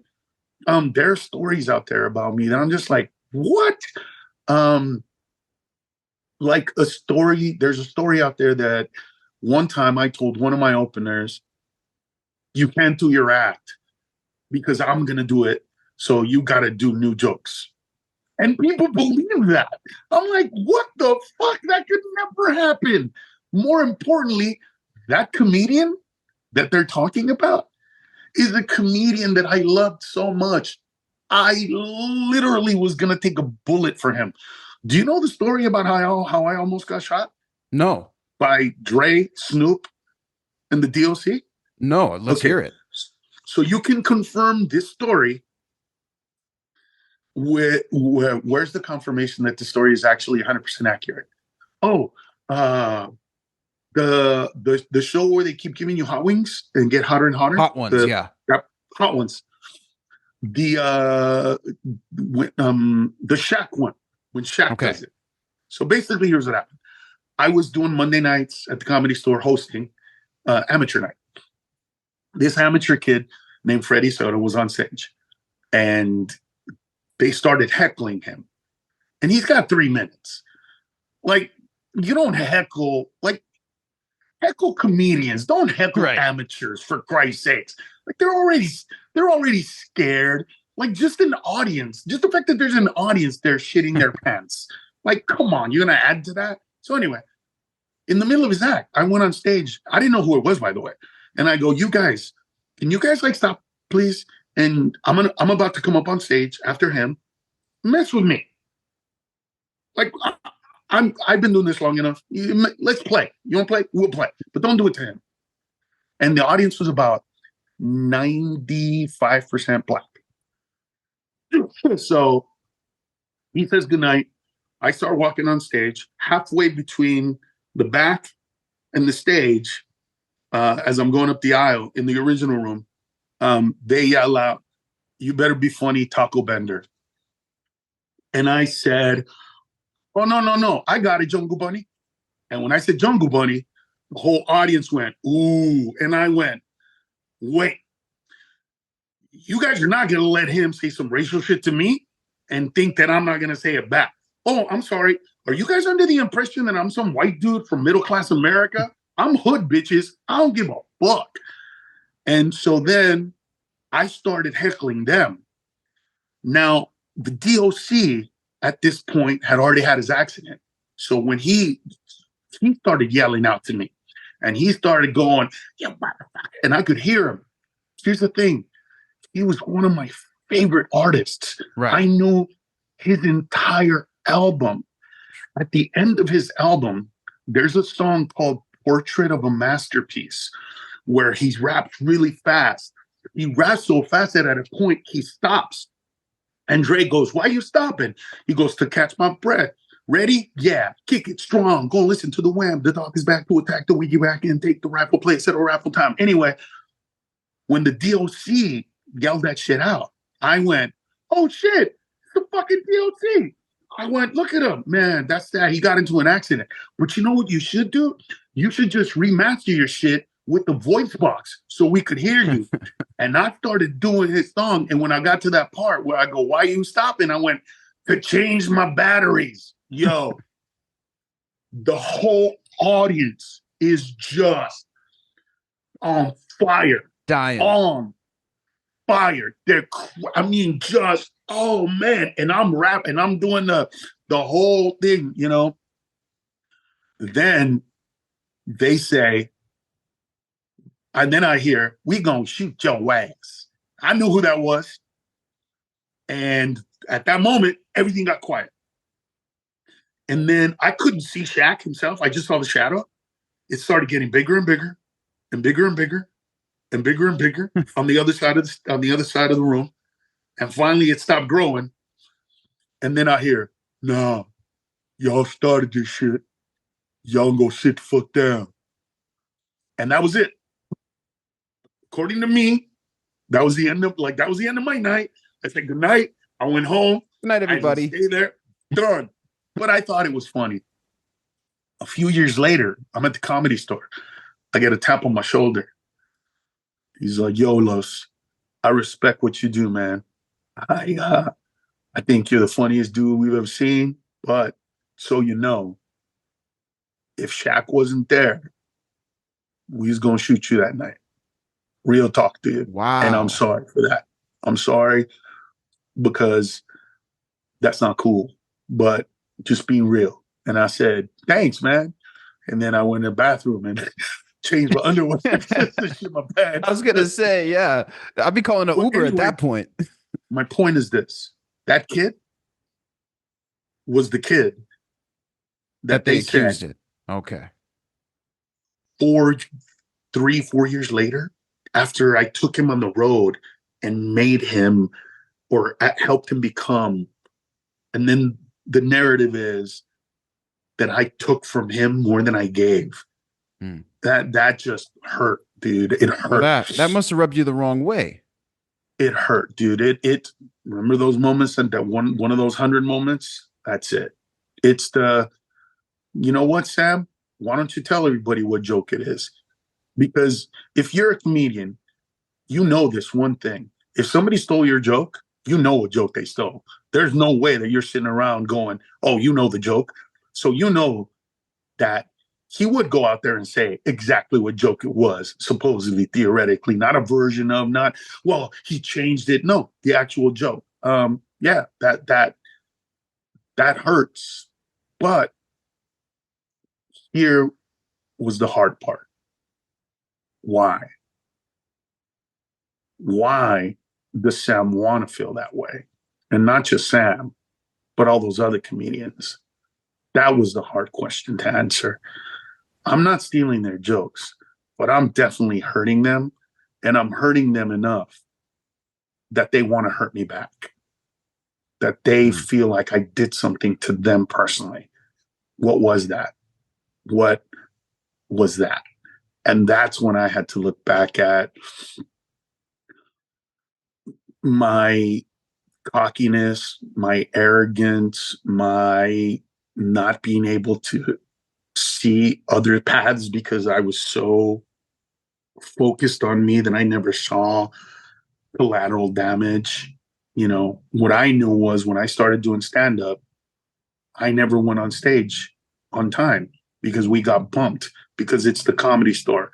And at the Comedy Store, every goddamn day, some celebrity is going to walk in and bump you. And so I got bumped every single day. I didn't get mad. I'm an immigrant. What I thought was, oh shit, I can't wait. I can't wait till I get old enough to drive. I can't wait, you know what I'm saying, till I can come here and people go, you want to go on stage? Can't wait. And when it happened, I took utter advantage of it. I will not lie, man. I took advantage of shit like you can't imagine. Every story about me going long, about me bumping people, those are real stories. Those are Right. all true. I did it. But I didn't do it to hurt, to be hurtful. I didn't do it to be mean. I did it because it was done to me. And I thought that's the way it went. And it was, until the generation who was born late 80s, mid 80s, all of a sudden we're 21, 22 in the early 2000s. Those people didn't get it, right? Those people were like, wait, why is he pumping? Why is he doing it? Why is he going on long? But it's interesting, right? Because if I tonight were to go to the Comedy Store and go on for 2 hours, a lot of people would be like, yep, he's still the same piece of shit. He's still that fucking guy. But it's interesting that if it's done by Chappelle, everybody's going to say, that was awesome. Can you believe he gave us 2 hours? Can you believe how, man, that was so cool? So that's what I had to address. Right. There's Why? somewhat of a double standard there when it comes to the What, bumping. and what is it about me? And Right. it was that I was, that I was not nice about it. I didn't go up and say, hey, is it okay? I have reservations at BOA. It's really expensive, and even I can't get in all the time. So, but I want to do a set. Is it cool if I do a set?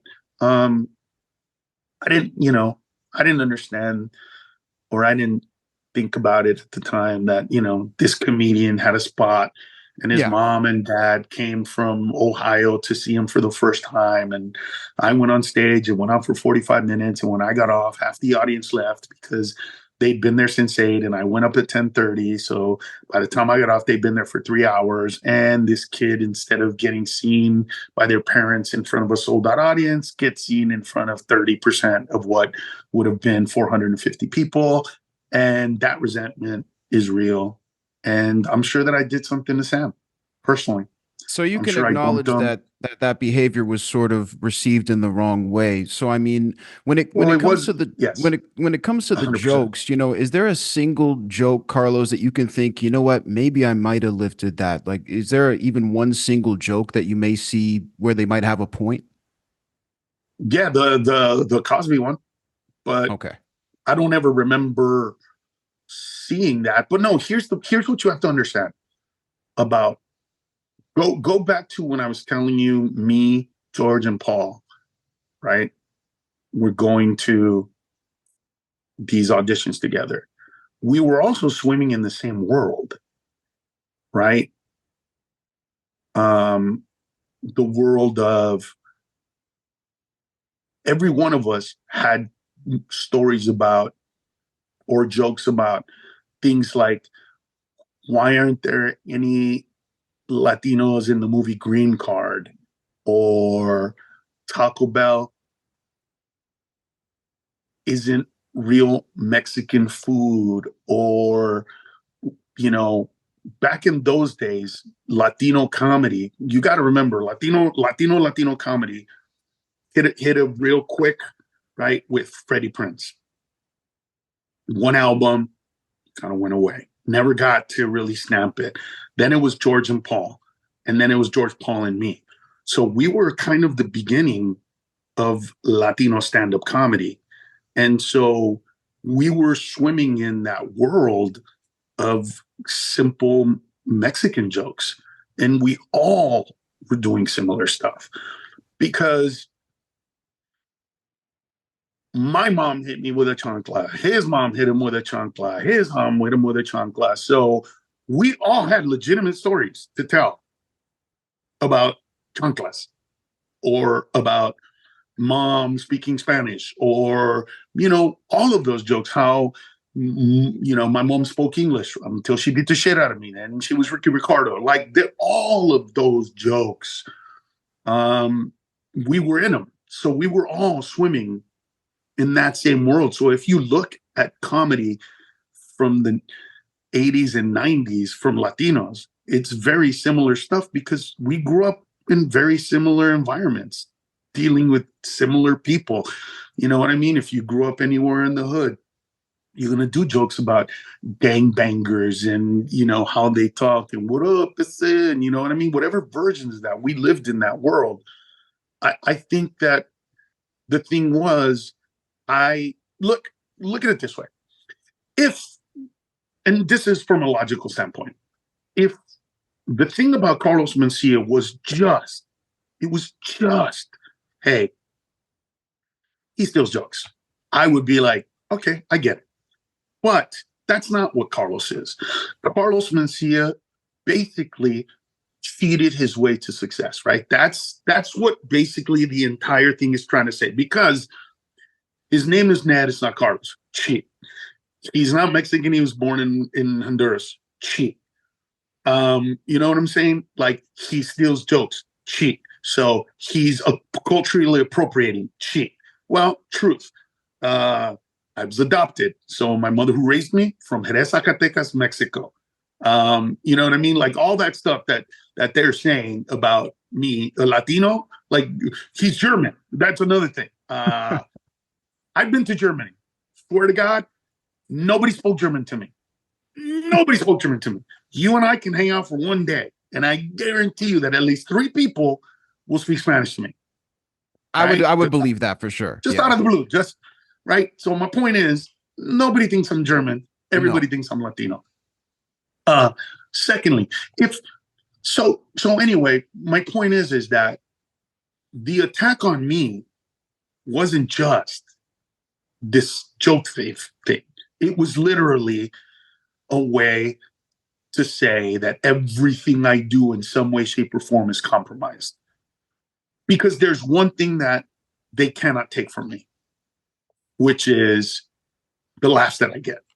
And because they can't take away the laughs, then all they can do is say, well, the way he gets those laughs is a cheat. And so it was just a way to hurt me. It was just a way to put me down.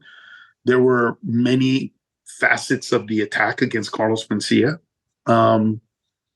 I just wish that I was this person then. I would have dealt with it much differently than I did back then. I dealt with it back then with, well, all right, if that's how you feel, then fuck you. I'm going to go on stage, bump your ass, and get a standing ovation and show you how the fuck funny it is. And then instead of, well, he did my joke in that standing ovation, it's, well, I wouldn't even go on stage. So, you know, all of those attacks. Listen, there's a guy who on a video is talking about my integrity, right? About my integrity as a human being, as a comedian. This human being I'm talking to you about literally lied about being in the World Trade Center so that people would feel bad for him. There's a person who lied, who said, I was in the train center and wasn't, for sympathy. And that dude had the balls to question my integrity. So those moments are hard. And I don't talk about this very often, if at all. And I'm not saying the name of the person. I don't care about that. That's not what I do. You know, the one thing, this is why when you were saying it's hard, it's not hard. It is not hard to not do to those what was done to me. Maybe it is hard. No, actually, you know what is hard? Because it's taken me 10 years to be okay with it. It has been hard. But it's not as hard as people think. It's gotten You can easier. just treat people the way you want to be treated. It's just hard sometimes when those people are still, you know, trying to come at you with this stuff. And like that. Like, if you're going to do a documentary where you're going to talk about me and I'm an important part of that episode, I'll be. Well, they Talk actually to me. didn't even name you, I don't think, in the episode. They spoke about you without naming you. Without even saying anything. It was like they're speaking to Lord Voldemort in Harry Potter or something. Oh, He that's who shall not great. be named. You know, I mean, Aries Spears said that he thinks Joe Rogan single-handedly tried to ruin your career. How do you respond to a statement like that? You got to ask him that question. I have no idea what the emotions are, what the reasoning was, what that is. That's something you have to ask him. What I know is I'm not doing that. I will never do that. I will never go that route. I will never do that. It's not as aggressive as I am on stage. Everything I do is to make the world a better and happier place. And that's where I live. So outside of that, no. What I do find ironic, and this is just not an attack, but it's ironic. It is ironic that an individual who complains about cancel culture, according to the internet, was literally the first person who ever tried to cancel somebody else. I am literally the first person the internet ever tried to cancel on that scale. And it was started by Joe. And yet today, he rallies against that, which he was a huge part of in the beginning of you know of the internet. So that's interesting to me.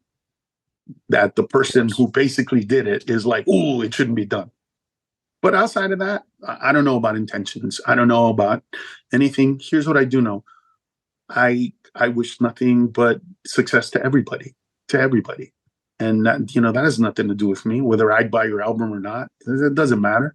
Other people think that you're great at what you do. That's awesome, man. I live in my world, and I always have. Like I said, my intentions were always decent. Sometimes there was a tinge of, arrogance and shit, but it was usually coming from a good place. But I do know that I will never do that, and you will not find me doing that. And I don't answer questions that go to that place because, truthfully, I don't know. What am I going to sit here and tell you how other people feel? I have no idea. Well, that's a really good point. What would you say, do you think, to Joe if you were to speak to him today? I would just talk to him about what he was going through at the time. He must have been going through something that he was angry enough to do that. I mean, we're talking about a guy who's never accused me of stealing his jokes, right? So for all the joke stealing things that come out, he's never accused me of taking one of his jokes. That's not even a part of the platform. So if it was today, I'd say, hey man, what were you dealing with back then? Like, what was going on that you wanted to do that to me? Because we knew each other, but I don't know that there was a point. You know what? There must be a point. There must be something that I did or said to him at some point in our paths that led him to be this angry. I would probably try to get to the bottom of that and then, figure it out and move on if possible. But I have no negativity toward him. I've never said anything bad about the guy. And I don't put like I said, I don't put other people down. I don't go, hey, I'm alone, officer, but there's 30 people over there. So if you want to arrest me, arrest me. But if you want to get 30, go over there. I'm just Exactly. I respect you being able to keep it real, man, and I think it's good for people to hear from you on these topics. The last thing I really wanted to ask you about, and I really appreciate you taking the time today, my man, is of course this Katt Williams interview has obviously been making huge waves. I think we've heard I see that everybody's. I'm not going to do. I'm not You're not going going to to like. speak I'll on never it. do what he did. Okay, you wouldn't do it. Oh no, I'll talk about it. But yeah, Okay, I don't. There's no point in that. yeah, There's no point in me. I'm a comedian. All right. Podcasts. I enjoy podcasts because it allows me to be intellectual. It allows me to use facets of my personality that I can on stage because what I do on stage, I respect that stage so much that I'm not going to go up there and pontificate and talk and just do this. I'm going to be funny. There's going to be massive amounts of laughter and jokes. I mean, it's just what I do. I, but I would never, I just I don't see myself ever saying to you, I'll be funnier if you don't watch that guy, or that guy's not as good as me, or that person isn't. It's lowering standard. It's telling you to not see them for reasons that have nothing to do with stand up. You know, people, look, there are a lot of people out there that think they know what I do. But I'm telling you this because I hear it especially right now, every night I get off stage.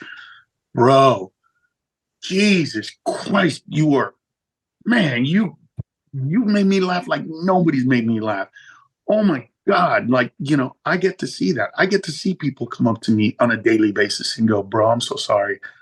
I believed everything. And my girlfriend loves you. And I came straight up because I had to. But bro, I'm going to be your advocate, all that kind of stuff. Yeah. I'd rather live there, bro. I don't feel the need to put other people down, to cheapen what they do, to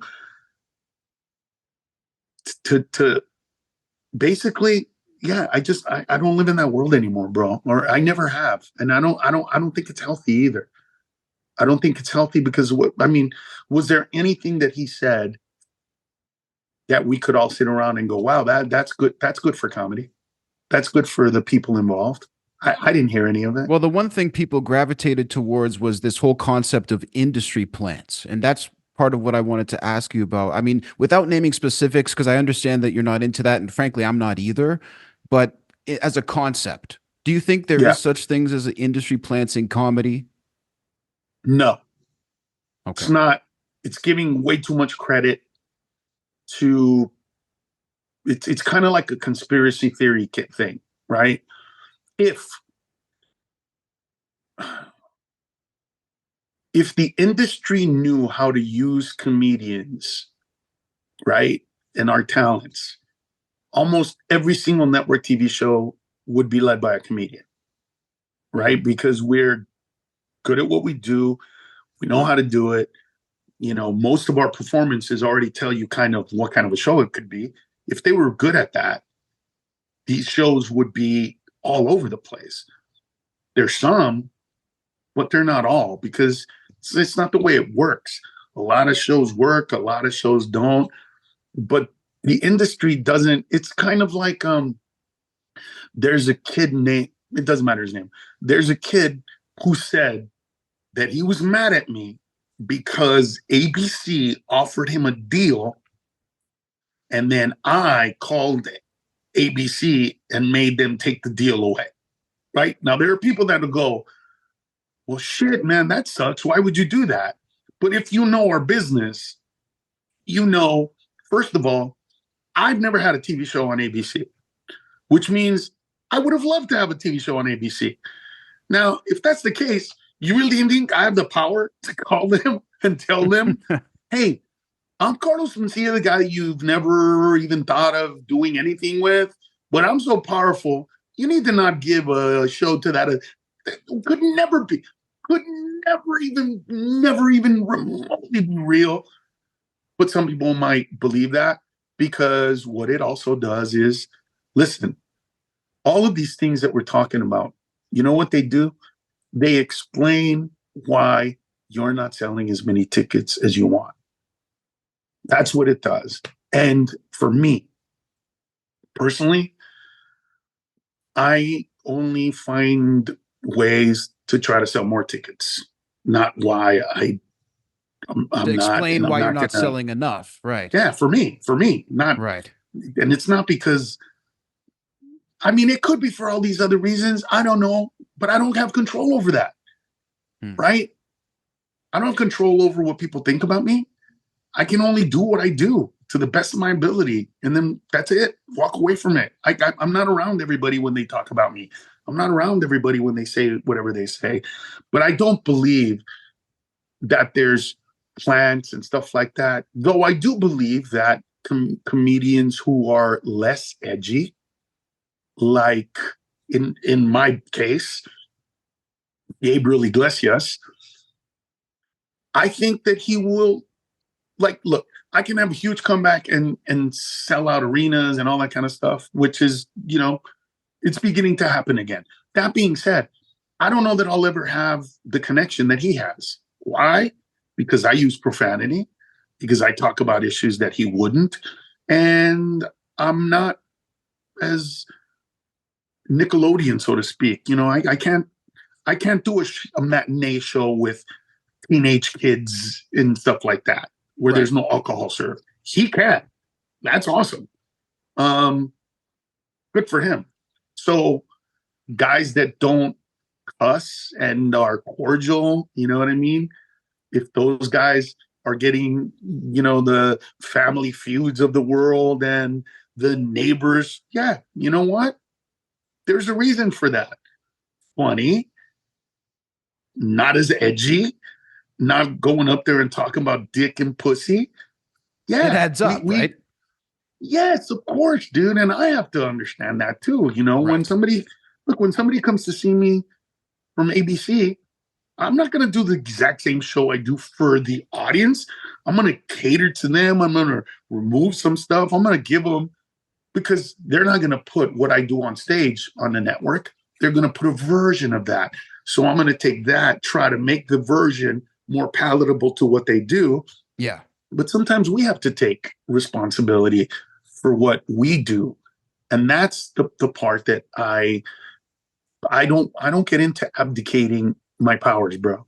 No matter what anybody says, no matter what anybody does, at the end of the day, there are so many avenues to tell the truth, like this one or whatever version of it. Go tell your truth.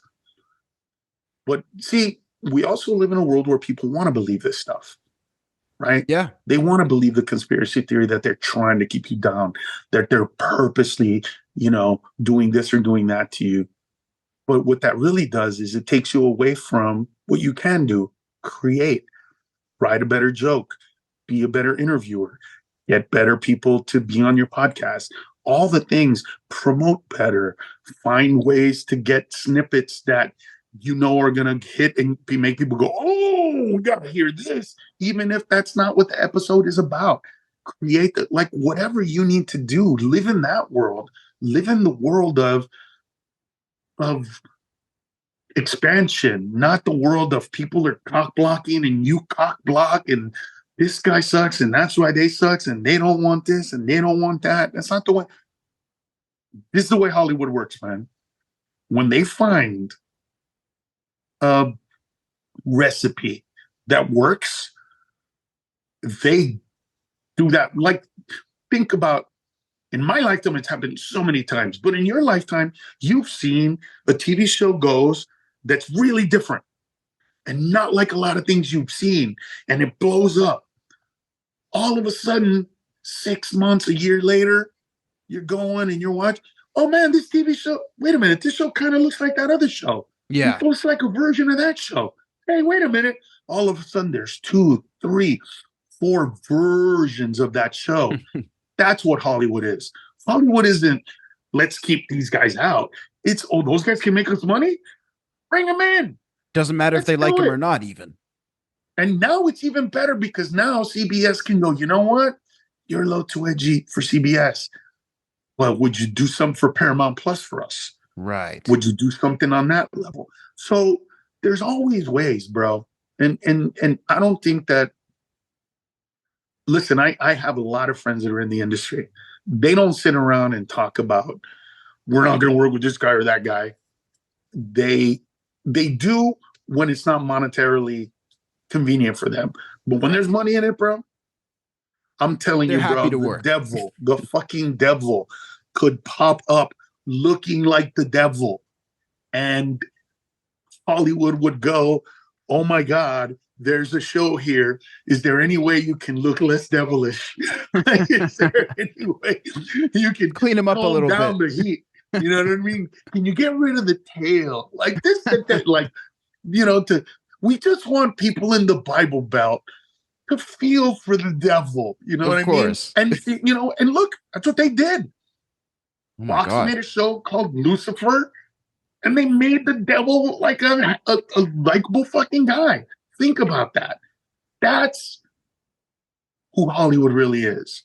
Hey, I have a show about the fucking devil. What? Yes. But wait a minute.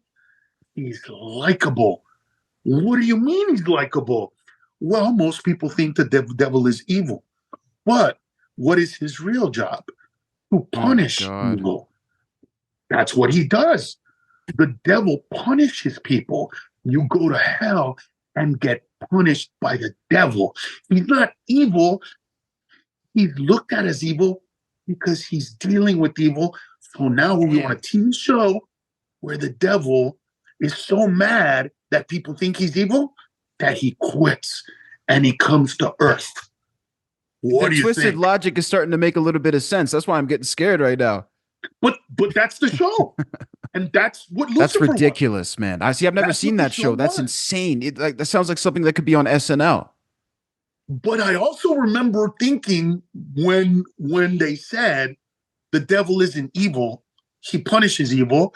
As a Catholic, Right. I went, I'm not saying he's not evil, but that is his job, I mean, it kind of makes sense in a weird way. right? His job is to punish all the people in hell. So is he evil? Or is he just the dude that punishes? Interesting take. So, but my point is that they'll give a show to the fucking devil, bro. So now the do I Illuminati believe that they conspiracies have are going to go plans crazy. You know what I'm saying? No, that's not who they are. And their colors are there. Well, now we're going to have conspiracy theories off this podcast. So there we go. Do you believe that they like have conspiracy? Here's the thing about conspiracies, bro. And here's why I don't believe any of them. I know a lot of people, bro. I don't know one person. And tell me if you do. Okay. Not one. That if I told them a real secret, like who killed, John Kennedy type of secret, I don't know one person that could keep it. Yeah, I would agree. One person. And so conspiracy theories rely on everybody being quiet and nobody saying, I was there. That's not what happened. Right? It relies on everybody being quiet. And I just don't believe that human beings are capable. Okay, so how about Jeffrey Epstein, for example? That they might have killed him? Or yeah, I mean, that just in general, because that was sort of considered a conspiracy before it came out, but then it ended up being accurate. So what are your thoughts on something like that? Yeah, but see, here's the thing about that. That's not like, for most people, again, I grew up hood. I know people that went into jail walking and came out in wheelchairs because the guards took care of them. So am I surprised that somebody was beat up, stabbed, raped, or killed in a cell? No. Am I surprised that somebody that was accused of banging little kids went to jail or prison, where two things are frowned upon in jail? Hardcore criminals that kill and maim and do things, they look down on two types of people: people that molest children and people that molest or beat or kill or rape women. And if you put those together, which he was doing, raping young girls, am I surprised that he ended up dead? No. But I also don't think that it's it's a simple thing that happens all the time, is my point. It's not like Jeffrey Epstein dying or pedophiles getting their asses beat or killed or in jail. That happens all the time. Like, that's a very good point. I guess the point for me was that the whole situation of sex trafficking, involving high profile people in Hollywood and politics, many people would say that is a conspiracy, but I don't agree that that's a conspiracy. But if it is, it's not like some of those people talk, because if they didn't talk, then we wouldn't know. And that's like the point. So do you believe the people that talked? And if they did, then it's there. Do I believe that people try to keep secrets? Or yeah, of course, man. I mean, look, I was a drug dealer for a little while when I was, younger. I mean, I get it. It's a weird it's a weird vocation. You want everybody to know that you're selling, that you have great product, that your stuff is uncut, but you also don't want anybody to know that you're selling because the less people know, the less chances you have of going to jail. But then the less people know, the less people are going to buy. So now you want more people to know, but the more people know. And that is why pretty much every single drug dealer at some point gets caught or killed because, you know, everybody finds out about it. It's like the snake's tail eating itself, you know? Yeah. What do I believe that a guy called a guy and that this person said this? What about Harvey Weinstein? For me to believe. What about Harvey Weinstein? What was a conspiracy theory that he did all what he did? Oh yeah, that for sure. Oh yeah, that's like yeah. I've seen versions of that myself. I was hit on. See, one of those things, bro. I was hit on when I was younger by more than one producer. But here's the thing: at the time, because of the kind of person that I was, I just laughed at it and said some macho shit and moved on.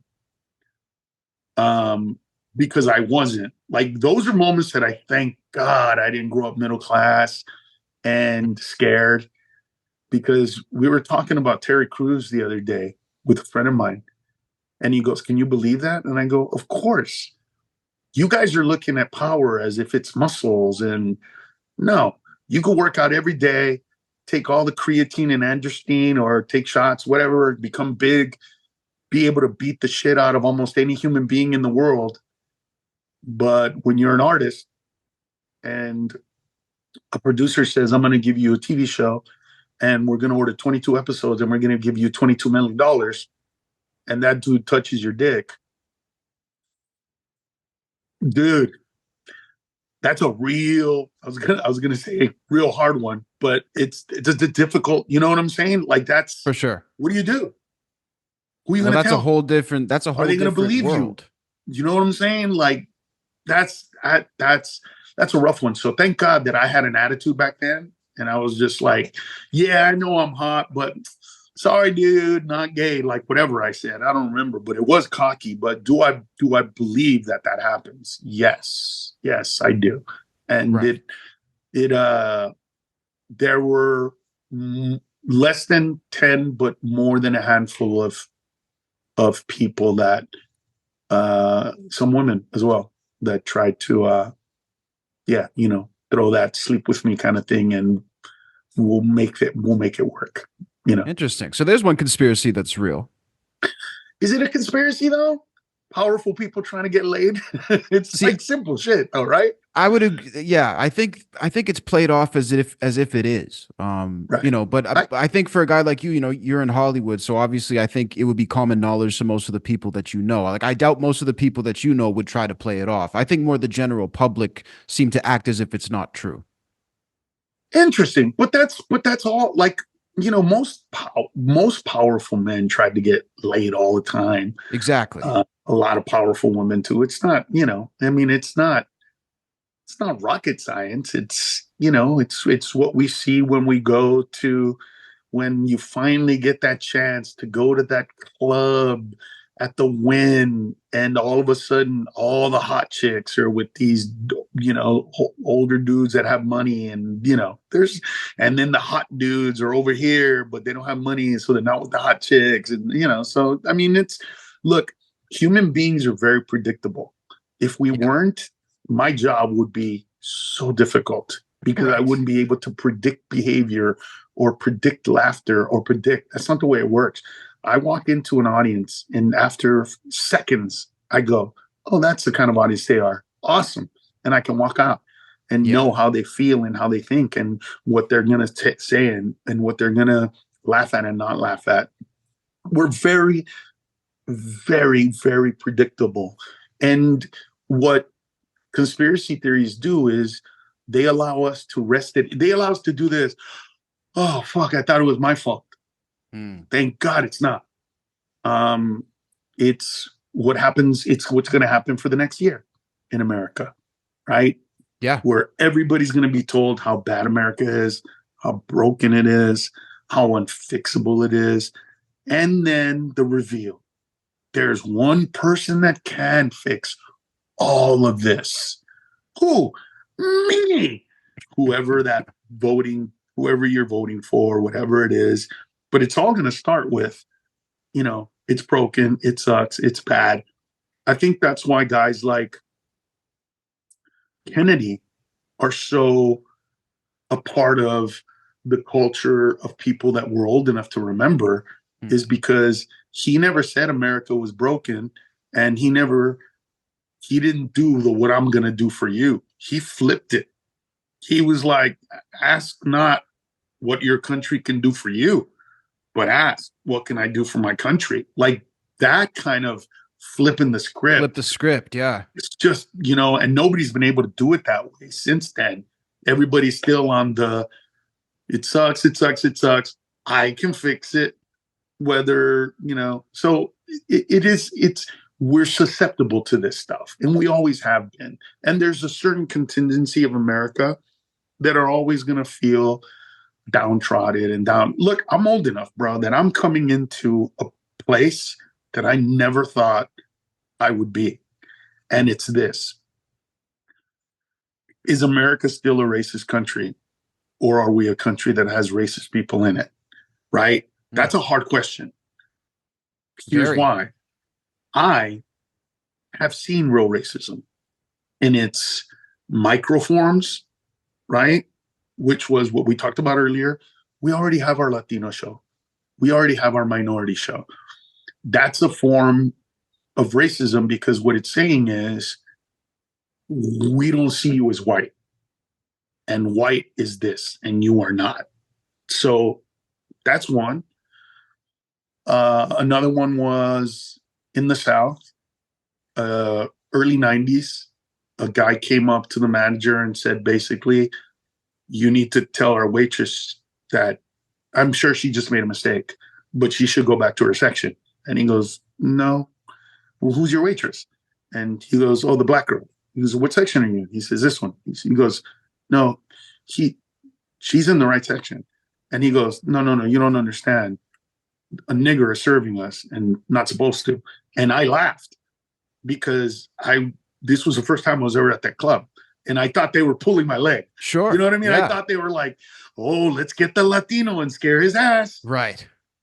And when the manager looked at him and said, don't go back to your seat, just get out of my club and don't even pay.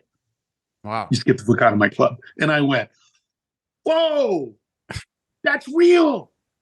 Right. So for me, telling you this right now, it feels like it happened yesterday, right? Because I remember it as I remember that memory as I remember the memory of yesterday, the day before, the day before. Here's the problem. It wasn't yesterday. Yeah. It was 1992. Right. Right? So I can't act as if it's 1992. You can't carry that forever. Or if it's Tulsa, Oklahoma, where I stopped going to that city for about 10 years, because when I took Bobby Lee there, we were sitting down at a fish and chips at John's, whatever that is. A cop came. We looked at it. We looked at the cop. He drove around, came inside, stood next to us, grabbed his gun, and said, where are you from? Because you're not from around here. Wow. That's like some movie shit. Movie shit, bro. Movie shit. And by the way, Bobby Lee will tell you, he was there. I stopped going to that city for like 10 years. Just wow. Because like I told you, I hate inadequacies. I hate racism. I hate real shit like that. But that being said, dude, that was, again, mid-90s, 94 maybe. So we're talking about, 40 years, bro. For sure. I can't live today as if it was 40 years ago. What is it today? So today, I don't believe America is a racist country anymore. I believe America has racist people in it. I believe that some people are very insensitive and will say the racial thing, not because they're racist, but because they know that it hurts the most. Because if you're having a fight with somebody that's black and you really want to hurt them, you know what to do.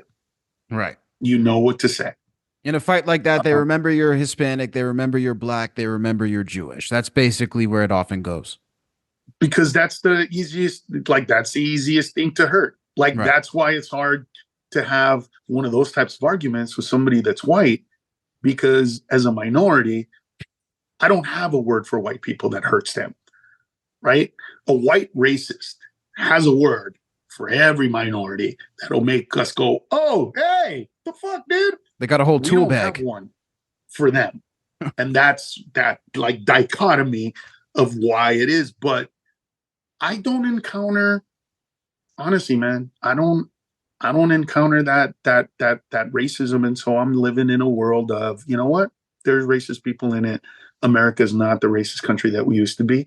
And so now I'm going to talk about that on stage. So that's part of what I'm talking about on stage right now. Actually, a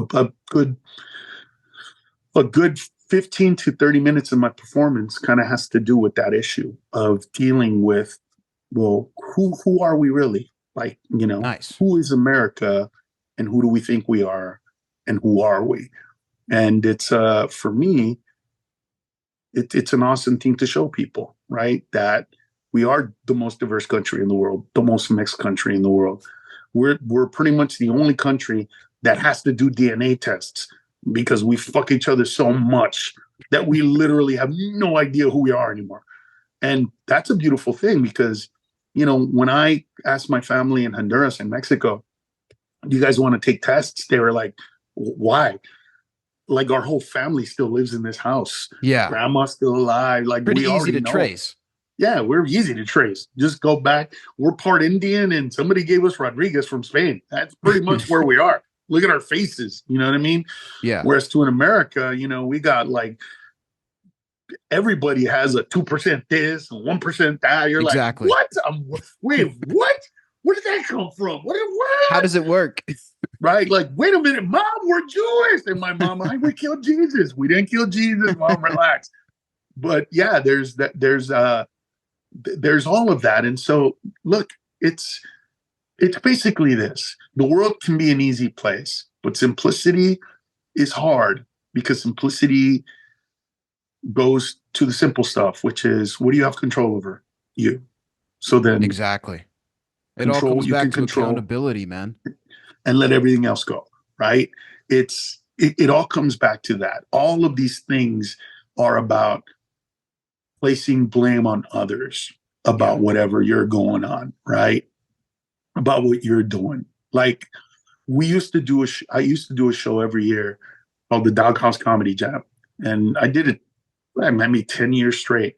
And this was probably the biggest comedy show of the year, every year in America.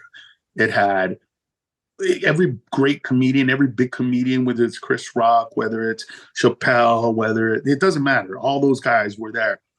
I went on last every single time. I'm not saying I headlined because that's not the way the show was scheduled. We all did the same amount of time. We all went together. But I always looked at that as a positive, right? Because they would say to me like, hey man, everybody wants you to go on last.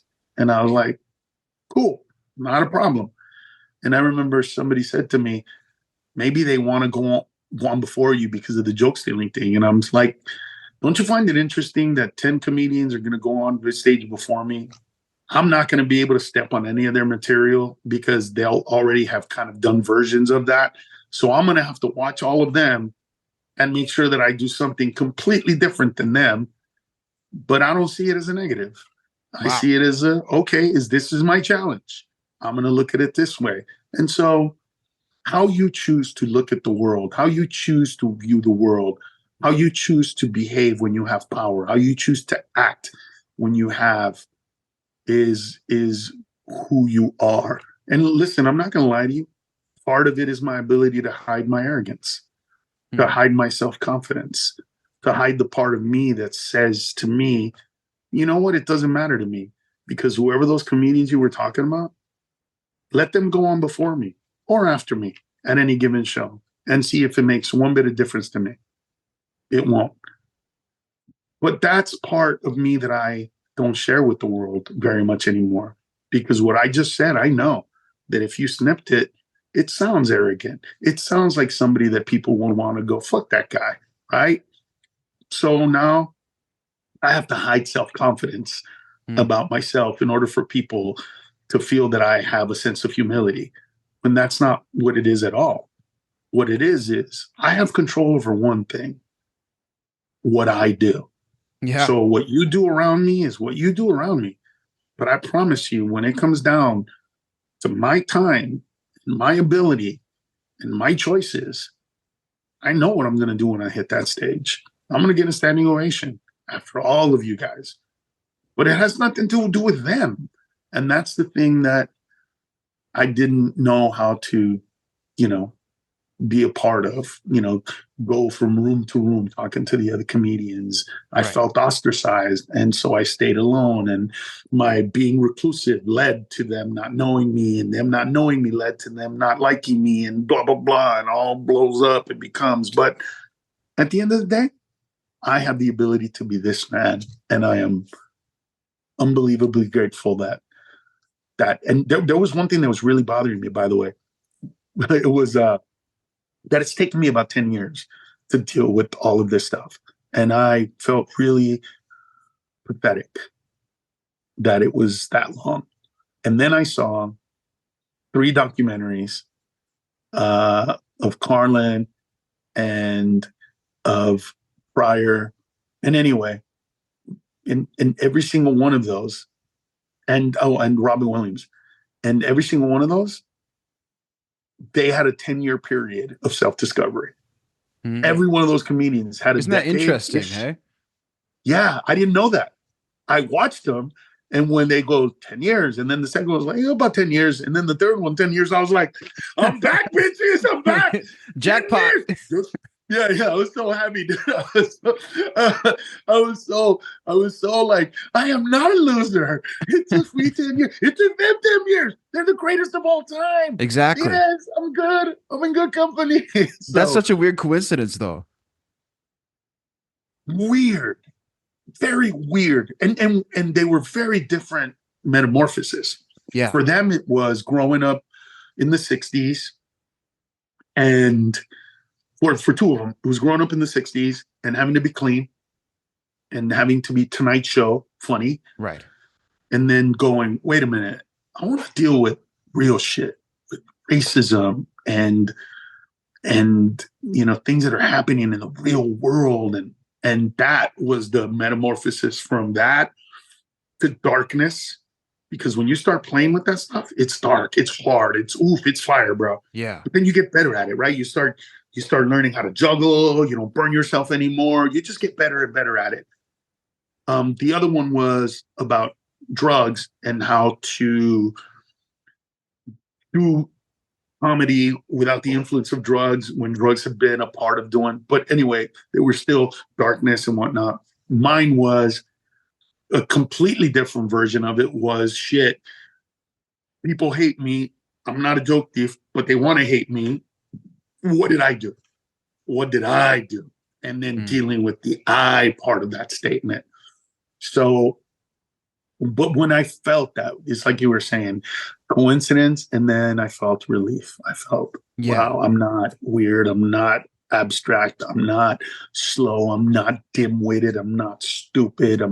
It's just, this is hard stuff we're dealing with. And people change. All human beings change. But to have fundamental changes, it's pretty hard. It's not an easy thing to do. And that's why a lot of people don't do it. So, you know what? I'm in good company. And now I get to have a comeback. And I get to teach people a good lesson, especially people that grew up like me, that understand what younger Carlos was like. For them to know that you can get past all this, that you can be hated, that you can be put down, that you can be shamed, that you can be a pariah, that you can be the worst thing in comedy and come out the other side and have people start to say, sorry, you're great. We believe bullshit and you're amazing and all that stuff for people, not just for me, it's amazing, but for people to see the journey and to see how I behaved and to see that I didn't go on a rampage and, burn the village down. I think that's probably why I went through all of this, so that I could be the man that I am now and kind of impart that to the world, especially at a time like today where everything is everybody else's fault. I think for me to be able to be here and go, no, this shit was my fault, and I could have dealt with it better, but this is what it is, and this is who I am, and these are the real things, and these are the not real things, and this is where I come from, and for people to be able to see that, and you know what, maybe one person.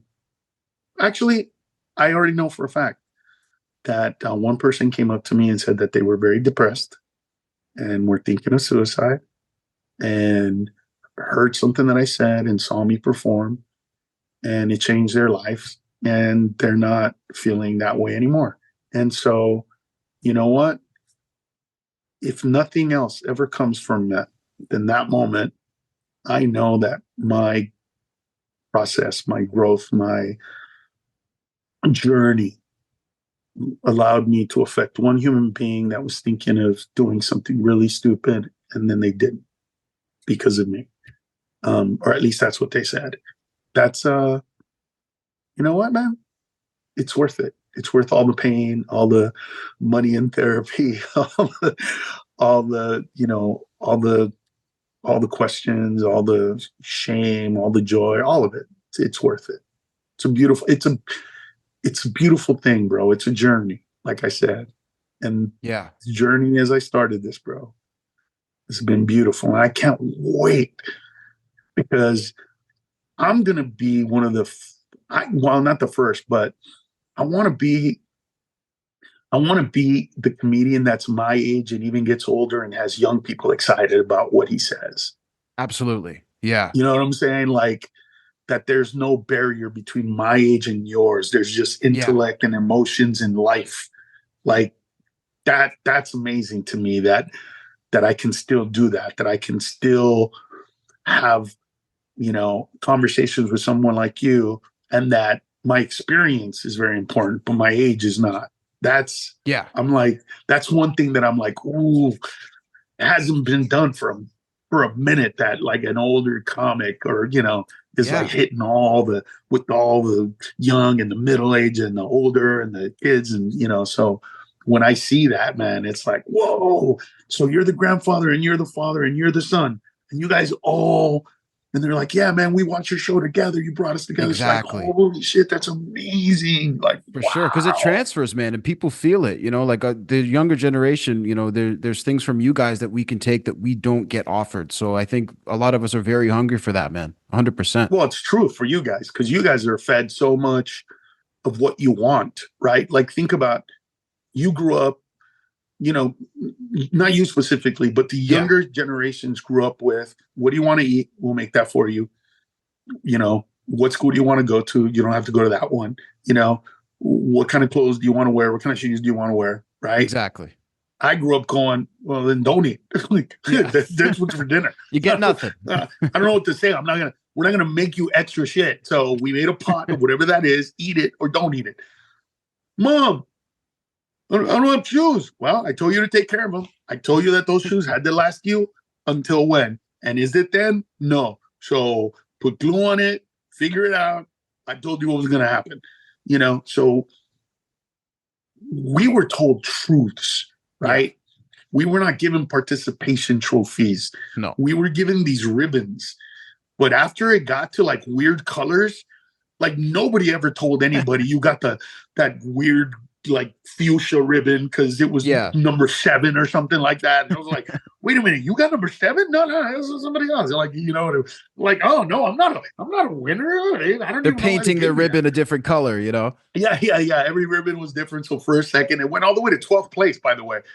And so what you guys are hungry for, from what I see, the people that come to my show, is for somebody to tell you the truth. Yeah. Truths, right? That's why you guys are very big on conspiracy theories, because you feel like nobody's telling you the truth. Therefore, you seek that truth. And that truth may be revealed in this theory. Like, oh, that's what the truth is, because it's been hidden from you for so long. But Yeah. when I come out and I give you a different truth that you can identify with, like, I'll give you an example of a truth that your generation really digs on. My friend invited me to an LGBTQ show. Long story short, it was a great show. But when I left the show, I was a little bewildered. And I was bewildered because I went, wait, I just watched a show where people said all the things we're not supposed to say and used all the words we're not supposed to use and told jokes that we're not supposed to tell. Wait a minute. Why was that? So then I went home and I watched an urban show, same thing. I watched the Latino show, same thing. I watched the Middle Eastern show, same thing. I watched an Asian show. And when I watched the Asian show, that's when it hit me. Because I'm watching Asian comedians do impressions of other Asians. And when they did it, they squinted their eyes more. So even though they were Asian, they literally went, my mother, and closed her eyes a little bit more. And I went, what the fuck? That's pretty funny. Wait a minute. That's the most racist shit. That's like me going like this. But I can't fucking do that. And then, first time I told the story, somebody in the audience who's LGBTQ said, well, you know, that's because those shows, it's all the same people. And I said, no. And that's the problem right there. I said, you ask for equality, but you don't give it. And she said, what do you mean by that? I said, you're giving equality to the LGBTQ show people because you assume that they're like you.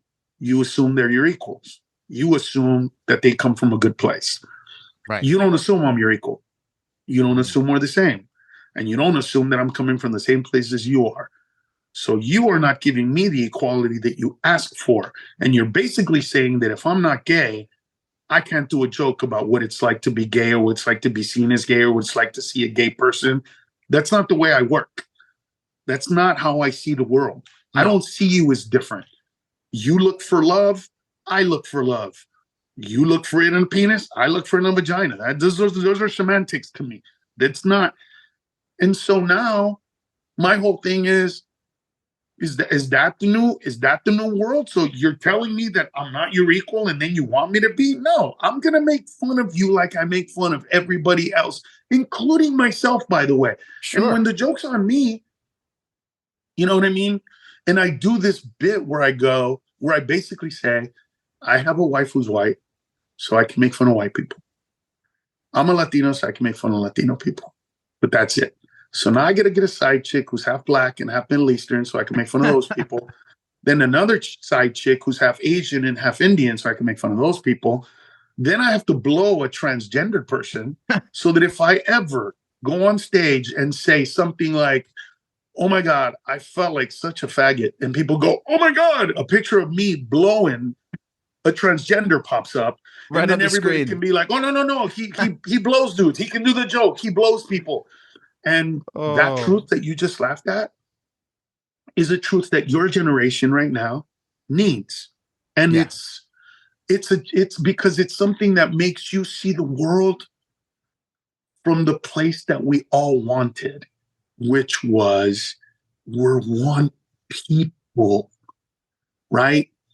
As minorities, we clung to each other because we didn't feel loved outside of that world. Right? Because yes, this weekend I'm going to be in my backyard, basically in Pasadena. It's going to be easy because it's my people. But man, next week I got to go to Birmingham, Alabama. Oh, it's going to be hard. I don't know. I don't feel that way. No. I feel the exact same way going to Birmingham as I do to Chattanooga, as I do to Tacoma, Washington, as I do to the Ice House in Pasadena in my backyard miles away from where I grew up. I'm about to perform in front of people and we're going to connect. And so I'm trying to bring that whole it's a thing, it's a brown thing, it's a black thing, it's a this thing you don't understand, or hey, we're just together because you know what? No, we're a big enough country. We've gone through the racist. We've dealt with a black president. We've dealt with the reaction to a black president who was Trump. We've dealt with it. We've done. So we're good now. So let's get together and share these stories. They're funny. They're not meant to be put down. And so your generation, when you come to see me, what you guys are finding is a safe place. But unlike what you were told that a safe place is a place where nobody's going to say stuff like that. That's not the safe place I create. I create a safe place where we talk about this stuff. Yeah. And everybody laughs. And when you laugh, they laugh. And when they laugh, you laugh. And there's no guilt because nobody's being hurt, because nobody's being shamed or put down. We're just talking about real stuff that's funny and that affects the world. And then at the end of it, you'll see a line of people of every age bracket, every color, every range, every shape that you can imagine. And so I'm getting, from what I understand right now, at all the comedy clubs that I go to, my audiences are the most diverse, not just ethnically, but from an age range as well. They're like, we don't get a mix like this. Like, dude, there's everything in here. And not a little bit, but like a lot of everything. And I'm going, yeah, that's the message that I'm trying to send, that we are this, that it's not. You don't have to go to an LGBTQ show. If you're LGBTQ to laugh, you come to my show too. And you can go to that show, but you come to my show. We'll have it. And so we're beginning to, actually, I'm seeing that the younger people are thirsty for that. For sure. Truth, that honesty, that, that human part of us that laughs before we even think. Because when something's really funny, you go, holy shit. And then you go, fuck, I can't believe I laughed at that. Maybe I shouldn't laugh at that. Right. Exactly. And that, it was a good thing. It wasn't meant to be mean or cruel or not at a comedy club. It was literally intended for you to just be that happy. And so when you guys are finding that truth and then I get to give it to you, that's something that I wouldn't have been able to do had I gone to the dark side of the force.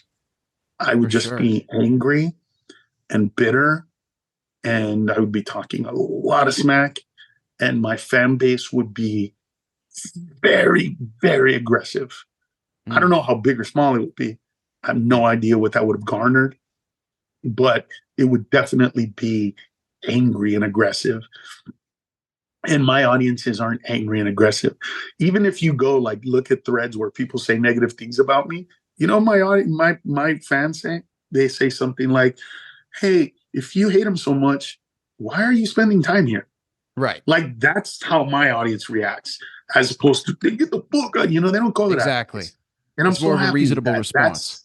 That's a very reasonable response. And totally. It's like, it puts it back on you, like, hey, what's going on with you that you're here? Interesting. Cool. I love that that's what my comedy is producing. That reaction, and they love me and they want the world to love me. And yet their reaction is, why don't you go somewhere that makes you happy? Why are you here when he makes you unhappy? Like, such a beautiful, logical thought. And I'm like, I'm proud. Like, it's almost like my kids, like, oh, kids, you're learning. Yeah. You're seeing the lessons sort of grow up and display themselves in reality here. It's interesting. Right. Man, well, Carlos Mencia, it has been a fascinating conversation, man. I really appreciate you taking some time to, drop some game here. It's been awesome. And I know you got dates up until November, so we're going to have all the links for people to check you out. All good, brother. I appreciate being on, man. It was, you know what? Great. I haven't had a good stimulating conversation like this in a minute, bro. You made my day. Seriously. Oh, thank you so much, man. Honestly, likewise. I'd love to keep in touch. I'll shoot you a follow on Instagram or something, man. Yeah, let me know. I'll get you my number so you can call me and if you want to hit me up, we can talk.